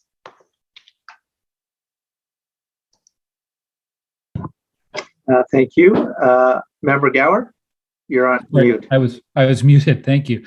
One last question, just about how long the community clinics are planned to run for, or is it really too early to tell, given the, I guess, the possibility of third shots for COVID? I'm thinking of all of the clinics that are running in community centers, and are we looking at that indefinitely, like well into 2022, or has there been any longer term planning about ramping those down at some point? What we can see is the importance of doing a quick, rapid push to 5 to 11-year-olds, so that coverage of that large unvaccinated population can be, provided, and get protection for them and their families and the community. When it comes to third doses, there's not so much urgency, because we're talking about something where actually there is no evidence that the protection the vaccines provide against severe infections like hospitalization and death is waning. It's really, there's the National Advisory Committee on Immunization spoke to this. It's more that for certain populations, especially long-term care home residents, retirement home residents, people over 80, maybe less over 70, that there's some sign that there's waning immunity to prevent asymptomatic infections or mild infections. And so it's not that it all of a sudden, people are going to be more at risk for hospitalization. So we're looking at a process where we have more time and overtime to immunize people. And so we are hoping we can return to more usual channels for immunization. Certainly pharmacies are playing a big role. We expect to see that also with children and third doses. And so I think with this capacity we have to really focus on getting children 5 to 11 immunized, getting that first and second doses still, up as high as we can everywhere. We are expecting to continue these clinics into the new year. But, and it's actually in our budget report, we aren't expecting to have to operate mass clinics at scale for all of 2022. We're looking at a decrease in the response probably, by May, we'd expect to be a lower level of response needed. If we have to revisit that, we will, but the province doesn't yet have any further direction on, we'll be seeing what they want to announce and speak to regarding the future of the COVID-19 vaccination program, and we'll be following their direction. Okay, thank you very much. Thanks, Chair. Thank you, Member Gower. Member El-Shantiri. Thank you. Thank you very much, Mr. Chair, and I'm sure a lot of good questions been asked, but I want to thank my colleagues for speaking and thanking OPH staff for joining the OP review. And I think a lot of work was done behind the scene, and we're thankful for that. One question keep coming up in I'm not sure if it's just in a rural area or maybe right across the city. And we have some residents who are homebound and they cannot leave their home. And we always have a challenge to find who's responsible to, whether for vaccine or influenza or other. So we reach out to the province, and obviously the province asked us to come back to Ottawa Public Health. We talked to Mr. DeMonte, if it's the paramedicine, the one in the community, the paramedic in the community, they can take on that task. But is there somewhere Like, I mean, I heard the last number, almost 2,000 people across the city who are homebound. Now, I know maybe I have about a handful in the rural area, but the rural area also create a different challenge when you don't have public transportation and, you know, no taxi, no Uber operate in the rural area. It's like how we deal with those folks are homebound, whether for vaccine or other. Yes, I invite Marie-Claude to describe it further if needed, but we do have a specific team that assists people who are homebound to access COVID-19 vaccination. So that team will continue as we anticipate many of them may be falling into this next category for recommended booster doses.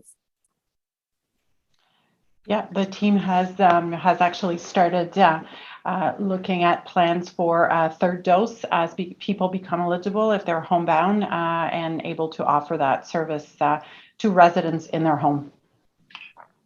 The risk not to make a general statement, but the folks who are homebound, obviously they qualify for the third shot. Am I correct? But I mean, even having the first and the second, we had quite a bit of challenge to be able to have the vaccine delivered to them. So who do we will keep in touch with the NEED team or OPH, or who should we call when those residents reach out to us? Yes, if people haven't received their first dose of COVID vaccine, they can reach out to us to make sure that we provide that to them. But for everyone that we've vaccinated first and second dose, we will be proactively offering the third dose in the home because we know that they weren't able for first and second dose. So the team is working on that and making sure that we have everybody and making sure that we can provide when they become eligible. Yes. Okay. Thank you very much, Marie-Claude. Thank you, Dr. Etches. Thank you. Vice Chair. Thank you, Chair. And thank you, Dr. Etches, for the fulsome update. I know we're very excited about vaccines, so I know that was the bulk of it, but it just points to the fantastic work that OPH is doing yet again to balance all the priorities. So I really have no further questions at my time, but kudos to the team. Thank you. Member Kuche. Thank you, Chair. Merci beaucoup, Marie-Claude et Phil et Dr. Etches pour la mise à jour. Beaucoup d'informations ici ce soir. I was happy to hear in the update that the gap is narrowing between, I wrote here Q1, Q5, the different neighborhoods. I am pleased to see that. Just a couple of clarifying questions. I was unclear. Pharmacies will be offering the vaccines for 5 to 11-year-olds and the third doses for other populations, or the third doses? Both. Yes. Both. We expect pharmacies to be able to provide COVID-19 vaccine to all eligible populations. Thank you very much. Thank you, Member Gower, for your question with respect to the time lapse between flu and COVID vaccines. They can be, my understanding now is that they can indeed be co-administered at the same time in the same appointment if they can be so there's a logistical issue, but I recognize from a medical point of view.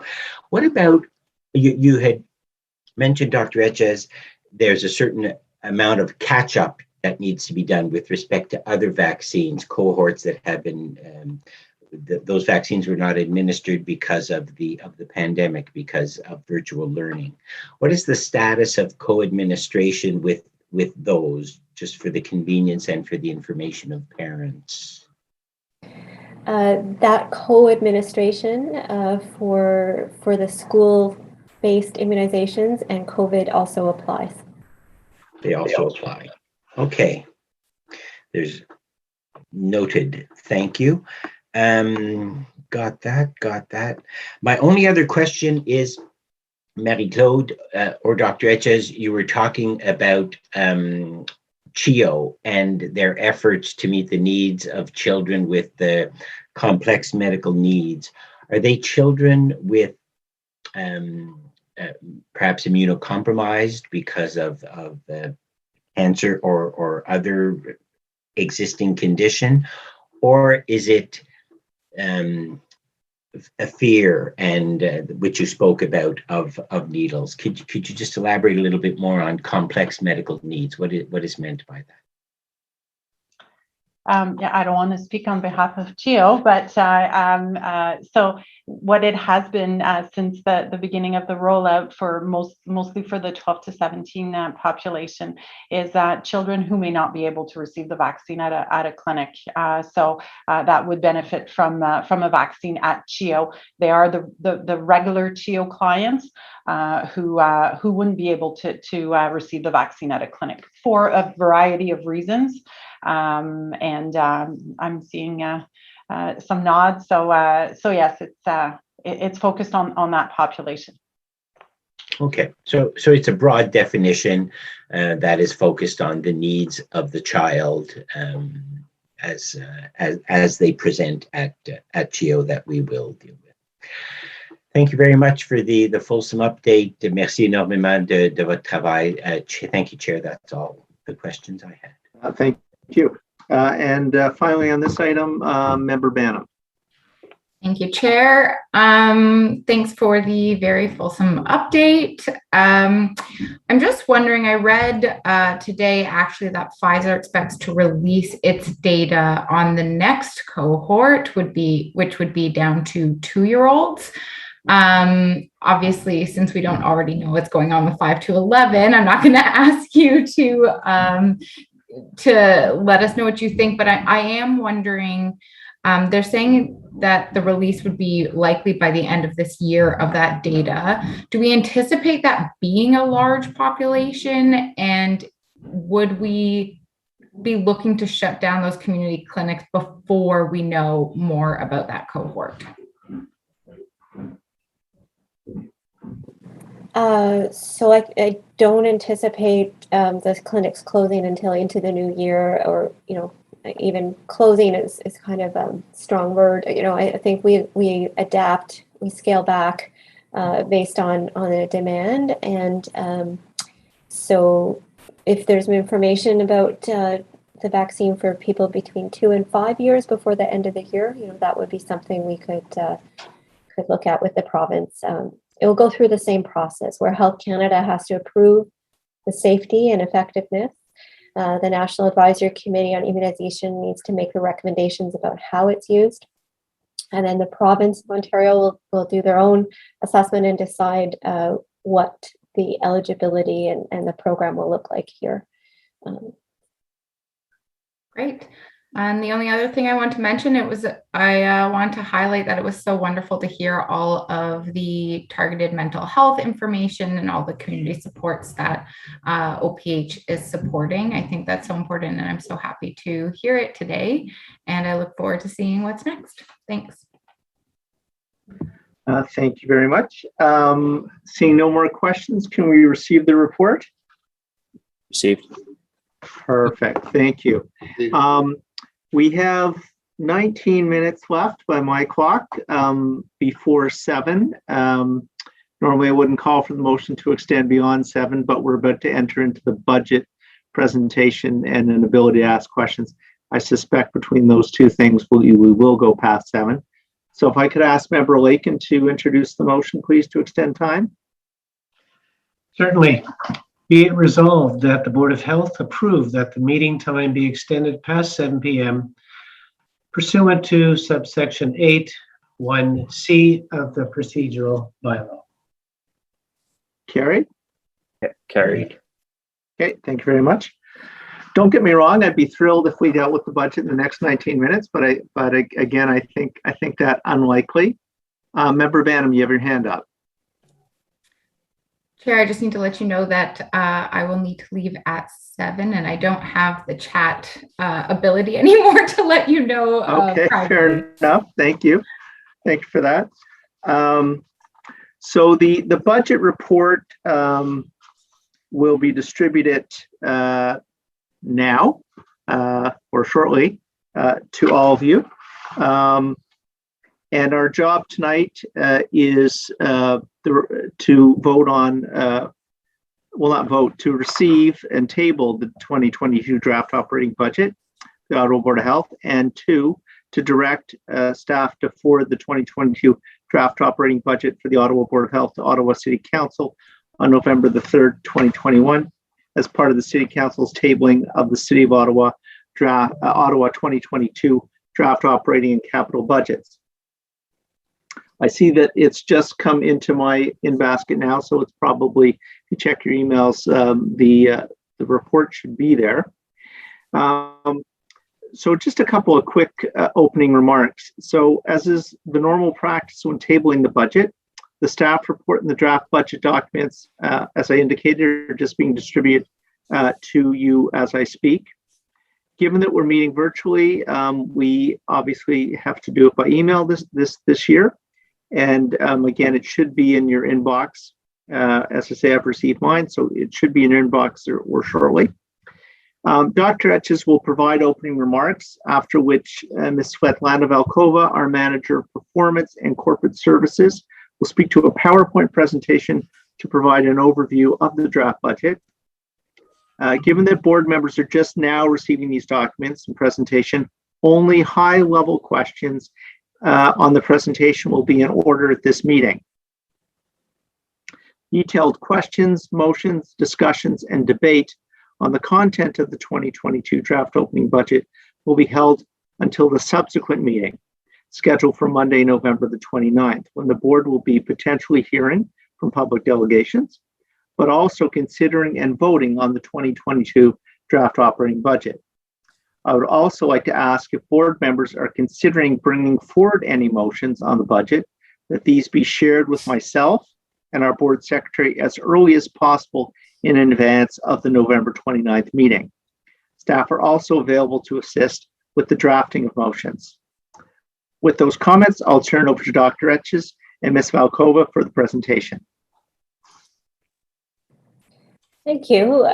So I'll keep my comments brief. You'll hear about the main budget assumptions and the main figures in a moment. I just want to express my appreciation for the Board of Health understanding and support through some very uncertain years of budgeting and budget planning in this time of pandemic and changing response needs, new programs. The vaccine immunization, wasn't even known that it would happen in 2021 as we were making up our budget for 2021. So I think we have a little more understanding of how the COVID pandemic is playing out and what the remaining tasks are around immunization. But I would like to underline that some things are unpredictable still about 2022. So appreciate your work to provide us with the support to plan into 22 and flexibility as we go forward to report on this as we go. And so you'll see again where there are budget adjustments needed. Those are for your approval as well. So over to you, Svetlana. Thank you. Thank you, Dr. Etches. Good evening. My name is Svetlana Valkova, Manager Performance and Corporate Services, and tonight I will introduce Ottawa Public Health's 2022 budget. Tonight, as we table the 2022 budget, we will cover budget highlights and assumptions, provide a brief overview of our programs and funding sources, discuss our estimated requirements to continue to address the COVID-19 response, provide an overview of the 2022 budget changes, and finally, budget timelines. This draft budget reflects best estimates to continue to respond to the pandemic while limiting impacts on the health and well-being of Ottawa residents. Ottawa Public Health will continue to work with local and provincial partners to identify areas to strengthen the impact of resources invested in the public health. We're presenting a balanced budget of $122.7 million, which is broken down between $75 million of base funding and $47.7 million of one-time funded requests. It incorporates an inflationary growth base increase of $1.07 million from the City of Ottawa. It assumes a 0% provincial base increase from the Ministry of Health, and it assumes that the one-time requirements will be needed for the entire year and will be provincially funded at 100%. And lastly, does not include provisions for activities related to providing a COVID-19 booster vaccines to the general public. Such budget impacts are currently unknown. A full costing to administer booster vaccines will be provided to the Board of Health if and when identified in the provincial plans. Funding for public health services consists of several categories. Shared funds are used to deliver programs to adhere to the Ontario Public Health Standards as they relate to the Health Protection and Promotion Act, and they represent the majority of the Ottawa Public Health budget. The next largest envelope is 100% provincially funded programs, which include Healthy Babies, Healthy Children, the Ontario Seniors Dental Care Program, Indigenous Health and Harm Reduction. The last category, which is 100% city funded, includes adult and children dental expenses, which are mostly covered from community and social services, and other programs such as mental health, substance use and injury prevention, and school-based outreach. Since the pandemic began in March of 2020, Ottawa Public Health has had to divert approximately 75% of its staff away from its programs to support the COVID-19 response. The Chief Medical Officer of Health directed all health units to take all necessary measures to respond to COVID-19 while continuing to maintain critical public health programs and services identified in their pandemic plan. Ottawa Public Health has done this and continues to monitor and adjust resources as required. In the summer of 2021, Ottawa Public Health began restoring additional core programs: healthy growth and development, school immunization, mental health and substance use, sexual health and harm reduction. Decisions on which programs to restore were based on community needs and where there was a measurable health burden. The next slide lists programs that were required to be augmented over and above the base cost shared and 100% funded programs in 2021 and required to be continued for 2022 in order to respond to the pandemic. The areas include case and contact management, which ensures that we meet ministry and federal guidelines to follow up with residents that test positive for COVID-19 and their close contacts within 24 hours. Since the beginning of the pandemic, Ottawa has had more than 30,000 people who have tested positive for COVID-19 and 93,000 close contacts that required follow-up. COVID-19 school support team, which works with over 300 schools and 4 school boards to implement provincial standards and guidance. Areas of focus include providing infection prevention and control advice, supporting schools in the isolation of people who test positive and their contacts, vaccination efforts, supporting testing and surveillance. Infection prevention and control, which monitors and responds to any resident or healthcare worker that tests positive for COVID-19 in institutions such as long-term care facilities, childcare facilities, and congregate settings. The COVID-19 pandemic response has seen an unprecedented surge in outbreaks across all institutional settings, and this year the unit has responded to 995 outbreaks, which is double than the outbreaks recorded in 2020. Communications, community engagement, and operations, which manage all communications with various external and internal stakeholders, as well as provide support to community partners with information, resources, and guidance. Messaging to all stakeholders must be continuously adapted as the pandemic requirements and response change. Cultural adaptation is also a priority, which includes work with community leaders and organizations who can help build supports for populations at higher risk of harms from COVID-19 and other challenges to health.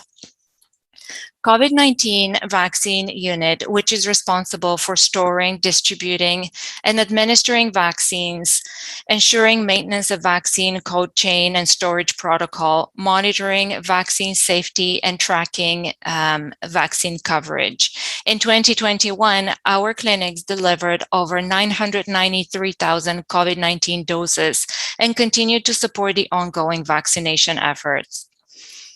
Surveillance and medical support, which analyze and interpret COVID-19 information, outbreaks, clusters, and societal impacts data, provide ongoing reporting and technical guidance for case and outbreak investigations, specific settings, and practices. Emergency response phone line, which responds to all COVID-19 related calls and emails from the general public, schools, childcare centers, workplaces, and healthcare providers. And finally, logistics, information technology, finance, staffing support, which provides support services to the organization as a whole, such as new digital application solutions, hardware support, procurement, asset tracking, supply distribution, staff scheduling. This next slide provides a high-level summary of the 2022 budget expenditure changes. In order to maintain existing services, the budget includes a provision of $1.07 million, which relates to our collective agreement obligations. This base pressure is fully funded by the City of Ottawa. Next is a list of one-time pressures for areas that I referenced in the previous slide, and they amount to $47.7 million. As stated earlier, it is assumed that the specific pressures will be provincially funded at 100%. Slide 7 provides a high-level overview of the 2022 budgeted revenue changes. Of note, and with respect to COVID-19, the province has confirmed funding for 45 school nurses to the end of July. The $2.6 million indicated represents the adjustment required to bring the funding amount up to the 2022 approval. All remaining COVID-19 funding is expected to be announced in 2022. In summary, the combined budget increase from base and one-time requirements amount to $48.8 million. This slide represents the budget approval timeline. After tonight's meeting, the Board of Health budget will be tabled with City Council on November 3rd and then returned to the board on November 29th for public delegations and approval. Public feedback occurs from this point forward to the November 29th meeting and will be received in different channels. It should be noted that client and external stakeholder input has been obtained throughout the year, and it continues to inform the budget process. Inquiries and questions can be directed to Diane Blay. In summary, we're presenting a budget that includes provisions to maintain the base, considers the latest information when forecasting COVID-19 response needs, and assumes that we will be responding to the pandemic at least into the spring, and will continue to monitor the local situation and adjust the response as required. This concludes my presentation.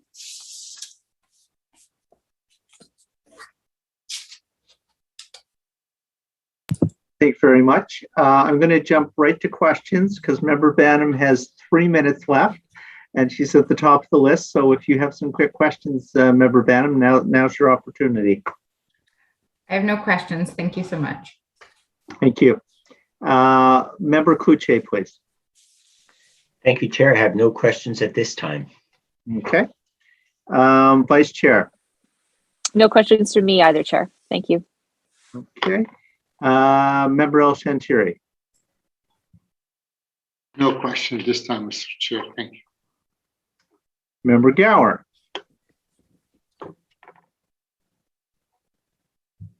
Okay, I know Member Gower had a family commitment, so I think he may have left.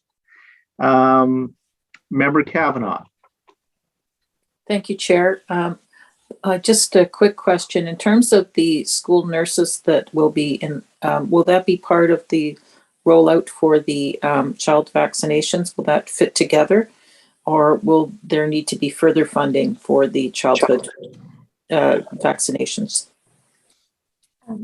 Atlanta can confirm, but they are two separate budget lines. Okay. The nurses in schools have a role absolutely to promote and support, vaccination, answer questions of the school community, understand where the needs are, and they feed that information into the immunization budget line and teams work. And so it's really a partnership between the two, but we have budgeted for both. They'll both be active in promoting the uptake of vaccine between, for the 5 to 11-year-olds. Okay. It's a lot to absorb in a couple of minutes. I apologize. It's probably right in front of me, but in terms of what we're planning to do for mental health and for the opioid crisis, what extra funding are we looking at? So again, I'm happy to have any additional inputs, but what you see is we expect that we will not have to allocate as much of our base budget to the COVID response in 2022. So I believe it's about $5.6 million that we will be able to use those resources back into some of our regular programming, including mental health and substance use, which is a priority. We have already begun to allocate people back to those teams, and it will be an ongoing process in 2022 to continue to be able to resource more work as the pressure from COVID diminishes. Okay, thank you. Thank you. Member Lakin. Thanks, Chair. No questions at this time. Thank you. Member Menard. Thank you, Chair. No questions at this time. Thank you. Member Pinnell. Thanks. No question at this time. Thank you. Member Tilley. No questions, Mr. Chair, especially if the accountant member Kluche has no questions. I'm comfortable, but great job on the budget. Thank you. Not sure that that's the guide to go by, but interesting analysis. So we're asked to, first of all, to receive and table the draft 2021 operating budget. So can we receive and table? Received. Received. Thank you.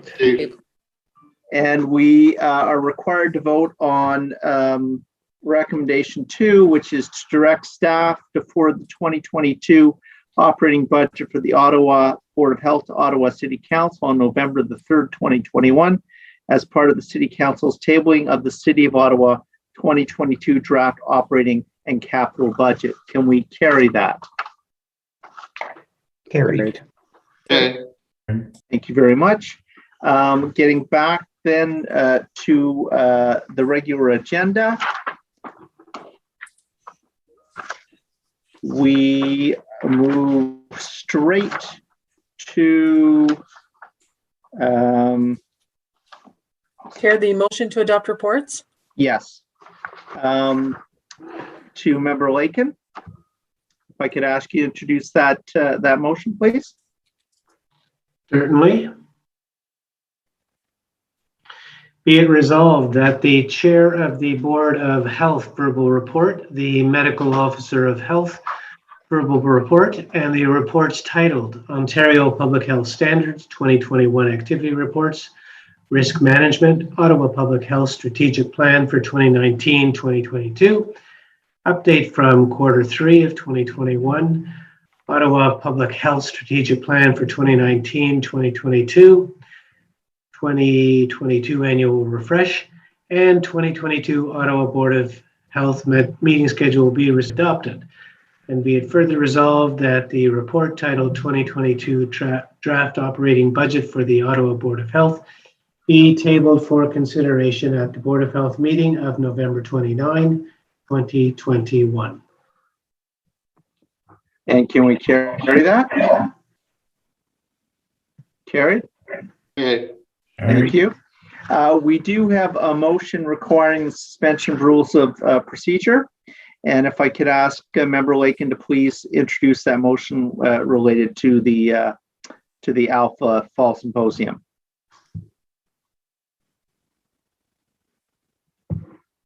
Very certainly will do. Bear with me.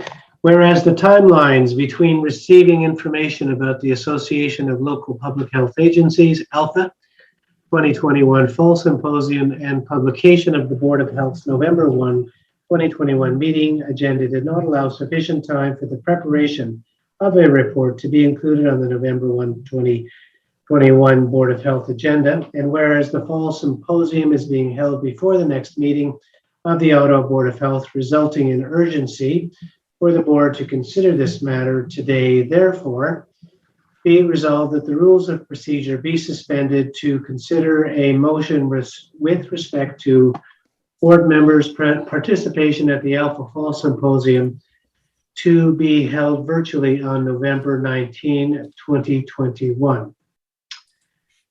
You need a vote. Okay. If I could then get Member Lakin to introduce the main motion, please. Whereas Ottawa Public Health is an active member of the Association of Local Public Health Agencies, ALPHA, an organization that provides leadership to boards of health and public health units in Ontario, as well as advises and lends expertise on the governance, administration, and management of health units. And whereas participation in ALPHA meetings is strongly encouraged, including by the Medical Officer of Health, Associate Medical Officer of Health, and members of the Board of Health. And whereas on October 19th, board members were canvassed on their interest and attended the Alpha 2021 Fall Symposium with Chair Eglai and members Banham, Kluche, and El Chantiri indicated they were available. And whereas the cost per delegate is approximately $170, taxes included, to participate in this virtual event, and funds are available within the Ottawa Board of Health operating budget. Therefore, be it resolved that the Board of Health for the City of Ottawa Health Unit approve the participation of Chair Eglai and members Banham, Kluche, and El Chantiri at the Association of Local Public Health Agencies, ALPHA 2021 Fall Symposium to be held virtually on November 19, 2021. Carried on the motion? Carried. Thank you. Are there any notices of motion for consideration at subsequent meeting? Okay, thank you. Member Lakin, if you could move the confirmation bylaw, please. Certainly. Be it resolved that the confirmation bylaw number 2021-5, a bylaw of the Board of Health for the City of Ottawa Health Unit to confirm the proceedings of the Ottawa Board of Health at its meeting of November 1, 2021 be read and passed. Can we carry that motion? Carried. Thank you. The meeting is now adjourned. Our next regular meeting is on the 29th of November at 5 p.m. And again, that will be the meeting where we consider the budget. Again, I want to reiterate, if there are any motions that people are considering, if they could get them to myself and Deanne as soon as possible in advance of the meeting, that will give staff an opportunity to see how those motions might fit into the general framework of the budget. So as much advance notice as possible is always appreciated by staff in trying to facilitate the motions. Before we close, I just want to remind any media who may be watching this meeting on YouTube live stream that we will have a Zoom media availability 15 minutes after adjournment. This replaces the post media scrum that would normally happen after in-person meetings If not already registered, please email Ottawa Public Health and you can participate. Thank you very much, and we'll see you all on the 29th. Thank you.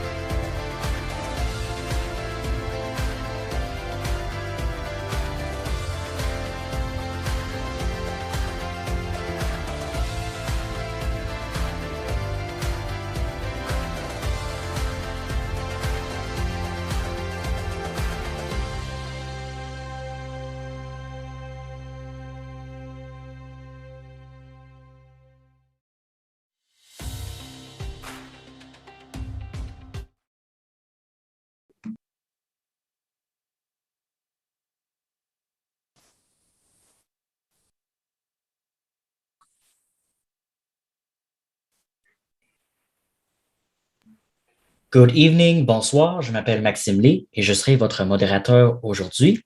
My name is Maxime Lé and I will be your moderator today. Thank you for joining us for today's media availability. I hope you enjoyed tuning in to the Board of Health meeting with some Halloween treats, however you have acquired them, whether it be by trick-or-treating or getting them on sale today.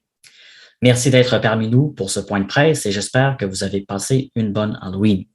Before we begin, a few reminders. Please place your microphone on mute until I invite you to ask your question.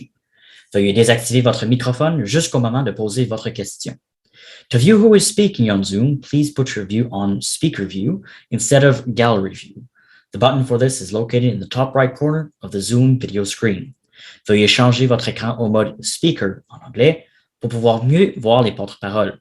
Ce bouton est situé en haut à droite de votre écran. On the call this evening, we have the Board of Health Chair, Councillor Keith Eglai, Medical Officer of Health, Dr. Vera Etches, Director of Knowledge Exchange, Planning and Policy, Cameron Keys, Manager of OPH Performance and Corporate Services, Svetlana Valkova, and Manager of Immunization at OPH, Marie-Claude Turcotte. Ici, durant cette soirée pour vous, nous avons le président du Conseil de santé, le conseiller Keith Eglai, médecin en chef en santé publique, Dr. Vera Etches, directeur, partage des connaissances, planification et politique, Cameron Keys, gestionnaire de la performance de SPO et des services corporatifs, Svetlana Valkova, ainsi que la gestionnaire du programme d'immunisation à SPO, Marie-Claude Turcotte. I will now invite each media agency in reverse alphabetical order by outlet to ask their questions. Please remember you have one question and one follow-up. Nous allons maintenant répondre aux questions des médias en ordre alphabétique inversé selon l'agence. Chacun pourra poser une question ainsi qu'une question de suivi. Cela étant dit, nous allons commencer avec Radio-Canada et Benjamin Vachet. Benjamin, c'est à vous. Oui, bonjour, merci beaucoup de nous accorder ce temps et de nous laisser vous poser des questions. La question est pour la docteure Etches. Madame Etches, est-ce que vous commencez déjà à penser à la période des fêtes et aux recommandations que fera Santé publique Ottawa pour la période des fêtes en temps de Covid? Est-ce qu'on pourra avoir, par exemple, des concerts dans les églises? J'ai vu que dans l'Est ontarien, eux, ils étaient plutôt contre ça. Vous, est-ce que vous avez déjà des lignes directrices pour cette période-là et pour la COVID? Merci pour votre question. Je ne sais pas certaine si j'ai compris toute la question, mais je pense que vous m'avez demandé si c'est un temps maintenant de laisser les mesures contre la transmission de la COVID-19 aller plus ouvert. Et pour nous, à Ottawa, on a la même situation comme partout toute la province. C'est important de continuer les mesures comme le port de masque à l'intérieur, aussi de faire attention quand il y a des activités avec des grands groupes où les personnes ne sont pas immunisées. Alors, c'est pas de temps juste maintenant de laisser toutes les mesures aller passer. Est-ce que c'est votre question? Oui, à peu près, mais je voulais savoir si vous aviez some guidelines for Christmas, for, all like the shows and like, I don't know, event in churches. I know in Eastern Ontario, they forbid to have like, shows in churches. So it could be a problem for like some, fundraising stuff. And I just want to know like if it's the same thing in Ottawa.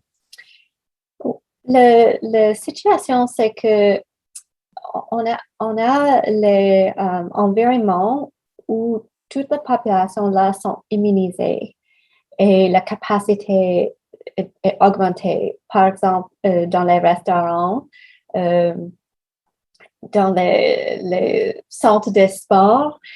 Mais pour les églises, c'est une situation où peut-être il y a des personnes plus vulnérables sans immunisation. Alors, ça, c'est un différent aspect. Mais la situation continue d'améliorer et après, on a la protection contre la COVID-19 donnée par la vaccination pour les jeunes les enfants entre 5 ans et 11 ans, ça peut faire une grande différence aussi.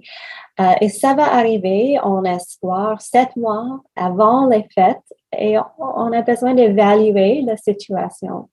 Mais comme pour les adultes, ça prend 2 doses d'avoir une série complète. Et après la deuxième dose, une autre 2 semaines d'avoir la protection le plus haut que possible. Alors, ça va probablement arriver après les fêtes en décembre. Alors, j'imagine il y a certaines mesures qui vont rester pendant le mois de décembre. Question suivie? Oui, et puis une question de suivi, en fait, qui est sur un autre sujet, mais la vaccination des 5-11 ans, les parents sont un peu hésitants ou ils ont peur pour leurs enfants, souvent pour les 5-11 ans. Comment vous allez les convaincre d'emmener leur enfant se faire vacciner? Je peux commencer, mais après, j'invite Marie-Claude Turcotte à répondre aussi avec sa belle français. C'est clair que les parents ont des questions et aussi qu'ils ont trouvé le besoin d'information pour les enfants plus âgés. Par exemple, entre 12 à 17 ans, c'est la grande majorité des gens qui ont reçu le vaccin contre le COVID-19, c'est 95% avec une première dose. Et alors, on a la même approche pour cette deuxième tranche des enfants, c'est d'entendre les questions, les besoins des parents. C'est un processus maintenant. Nous avons reçu des questions des parents et on crée des réponses, on crée différentes chaînes pour partager l'information. C'est important de considérer toutes les différentes questions et Marie-Claude, pouvez-vous ajouter quelque chose? Oui, merci. Merci, Dr. Etches. Alors, oui, comme Dr. Etches le mentionnait, notre rôle, c'est vraiment de s'assurer que les parents ont toute l'information nécessaire pour faire un choix éclairé. Alors, notre personnel, tous nos messages clés sont ouverts aux questions des parents. On regarde aussi à avoir des cliniques qui répondent vraiment aux besoins des enfants, aux besoins des familles, qui sont des environnements plus familiers pour les enfants, pour qu'ils se sentent à l'aise de recevoir le vaccin. Puis encore d'avoir des infirmières disponibles si les parents ont besoin ont des questions, ont des interrogations, ont besoin de plus d'informations. Ce qui est important, c'est vraiment qu'ils aient toute l'information pour faire un choix éclairé. Merci beaucoup. Merci, Benjamin. Next, we will go to CTV Ottawa with Ted Raymond. Over to you, Ted. Hi, thanks for taking our questions today. Appreciate that.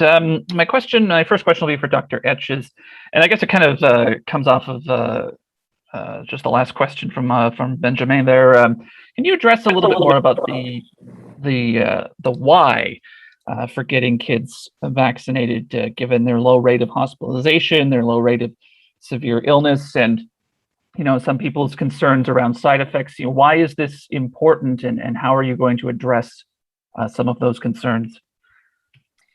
Thank you for the question.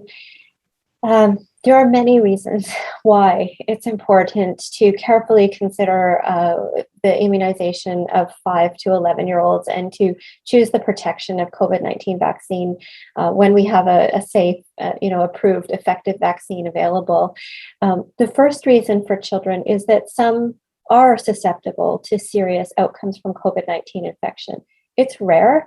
Fortunately, most children will not have serious outcomes because of COVID-19, but some will. And so that is important protection for that child. Another thing that we see as a real benefit to the children themselves being vaccinated is that it increases the ability that they will have to stay in school. If there is an exposure to COVID-19, vaccinated children do not have to go home and isolate for 10 days.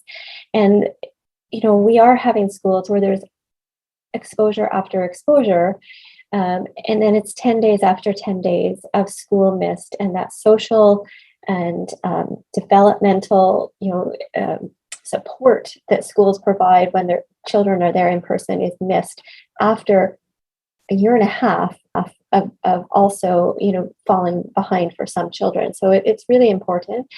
And when children are home, of course, it does make it harder for adults to work. And in some situations, that can mean, significant loss of income and supports to the family.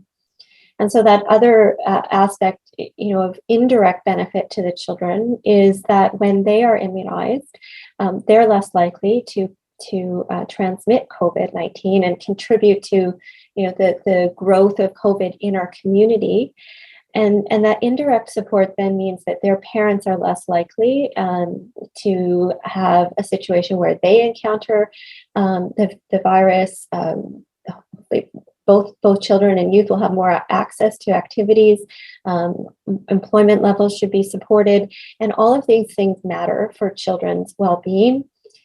And some children are concerned about, and concerned for their parents and caregivers who may also encounter the virus if levels are higher in our community. Children depend on their caregivers. So, I think for all these reasons, it's very beneficial for children. And then you can see the overall level of community immunity, also growing that by reaching this unvaccinated population and including them in the vaccinated group will help the broader community as well. So this is maybe the last comment would be something that the National Advisory Committee on Immunization will look at the science of the benefits of vaccination versus any potential side effects, and they will use that to make the recommendations about how the vaccine should be used. We know that COVID infection in children doesn't usually cause severe illness, but there are unknowns about what happens over the long term after a COVID immunization, after, that's wrong, please don't, there was a COVID infection compared to immunization, where we really have no signs of long-term impacts of the vaccinations that we have that are approved for children. The side effects are usually evident right away. And so, this is what we might expect for a COVID vaccine, but we need to see that science as well. And that's part of what we'll be looking at so that we can create answers to those frequently asked questions that parents will have and give them all the information they need. Thank you. Follow up? Yes. So my follow-up, I'm turning on to the budget discussion for Chair Eglai. Maybe Ms. Velkova can talk to this as well. I'm not sure. So COVID-19 is still a very large part of the health budget for 2022. Now, given the significant vaccination coverage, what impacts does Ottawa Public Health anticipate that COVID-19 will continue to have in the new year and heading into later into 2022? Ted, are you asked? Sorry, I don't seem to have video for some reason. Can you hear me? Yeah, I can hear you just fine. Oh, there we go. Oh, there you go. So just to clarify, Ted, are you asking what financial impact you think it's going to have, or what impact it's going to have on the provision of services, or both? Kind of both. I mean, it's a large chunk of the budget, and obviously we've got a lot of folks vaccinated, right? So there's a sense that we're sort of coming to the end of this. But given just how much is allotted for 2022 for COVID-19, I'm just curious if you can kind of speak to what you're anticipating for the year in terms of COVID-19 response and why that amount is still kind of projected to be fairly high. Well, I can start, and then I think then Dr. Etches can probably jump in on the service piece. But as was discussed during the meeting, we still have the young kids starting at age 5 to get vaccinated, and we don't anticipate getting approval from the province on that until sometime mid to late November. So that will be going on. Also, there is the whole discussion around third doses, and we know that is going to be made available for for older members of the population and for immune compromised individuals as well. So and possibly the large population. So those services are certainly going to have to continue to be offered, and the clinics are going to have to continue to be open to provide those services. But I'll turn over to Dr. Etches about other pieces COVID related that we may have to continue with as well. Yeah, so I think the biggest picture, is that we do expect the intensity of the COVID-19 response to diminish further over 2022. Right now, there's still a high level of effort, and I can describe a few highlights, but we are anticipating that the resourcing required could go down to a 75% level in May, maybe a 50% level for the summer. We've seen great summers. And then, again, in the fall, we're looking at a 30% level of response to carry out the year. That is a significant amount of COVID work that's still there, and we think even enduring into 2023, because it takes case and contact management to keep things under control.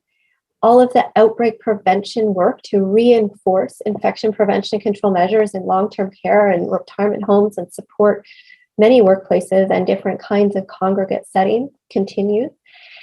We see it again. Now we have another hospital and another shelter and another restaurant outbreak. So it needs constant support to prevent and keep those limited.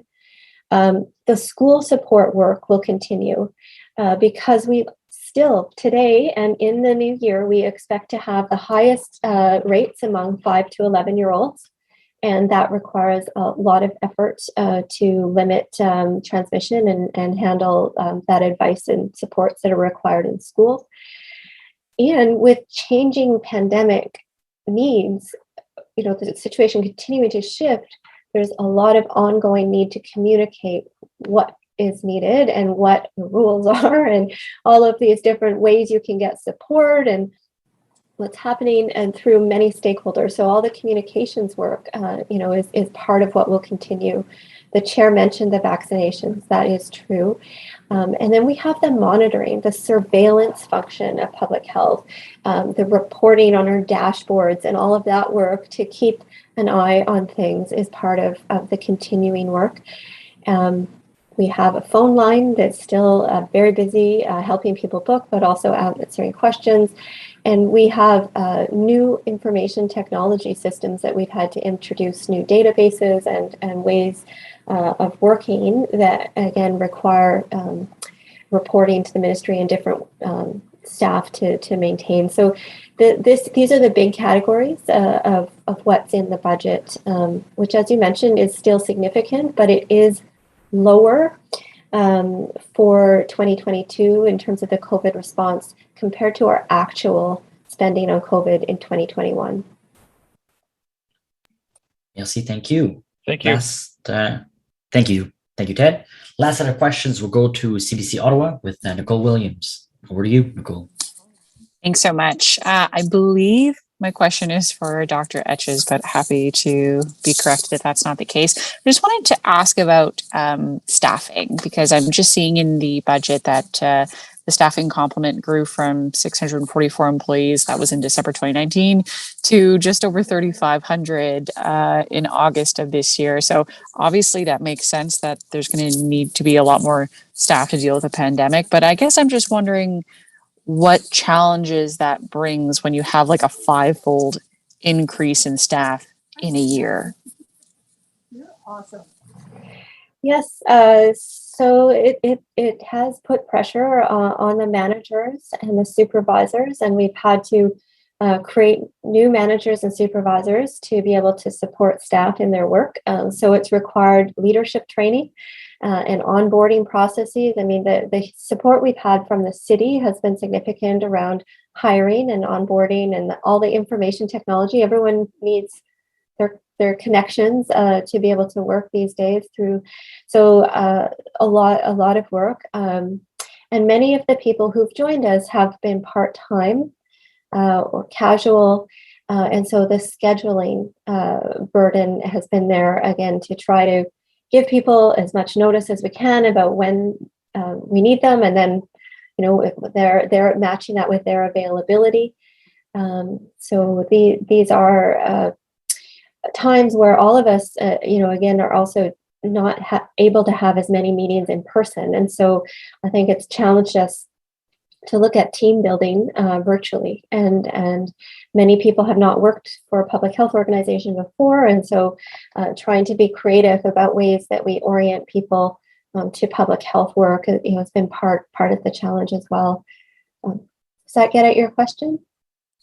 Yes, absolutely. And I do have a follow-up to that. I guess the next question is, will staffing, I guess at what point do you expect staffing to drop back to normal? And what does that even look like? So most of our budget is to pay for people's time. That's it by far the biggest cost in the budget for the COVID responses for the people. And so those figures I described earlier about expecting to drop, you know, to about 75% of our response in May, and then 50% for July, and 30% in September, that would be the corresponding, you know, estimates at this point, our best assumptions that we would need fewer people for the response as we go along.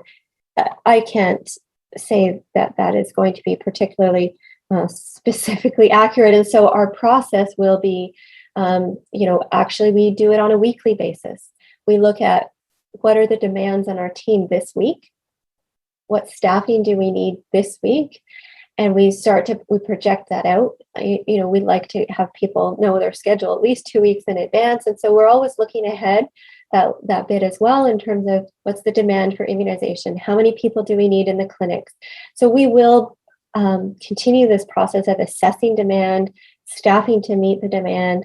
And then when it starts to look like demand is dropping, perhaps on those timelines that I mentioned, it means we need to give notice to people that there will be less work, you know, less scheduling.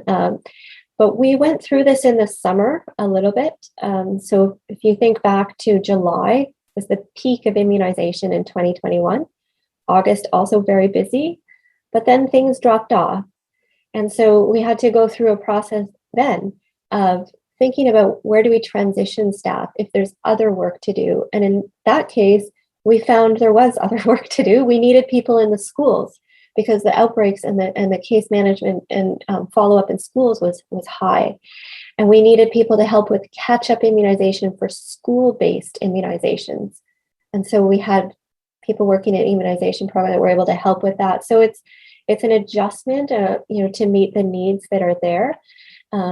Always, you know, respecting that you know, people need notice if their lives are going to be changed in terms of the work availability. But we aim for that open communication with staff, and also to keep people if there's other work that needs to be done. And so, yeah. Thank you, Dr. Etches. Thank you, Nicole.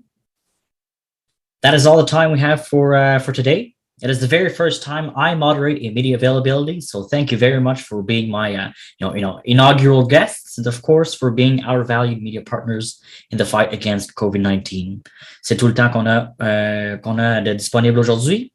C'est la première fois que j'anime un point de presse, donc merci d'avoir été parmi nous et parmi mes premiers invités. Il y a beaucoup de travail à faire et c'est grâce à vous qu'on peut toujours diffuser nos messages de façon efficace. Bonsoir. Enjoy your night, folks.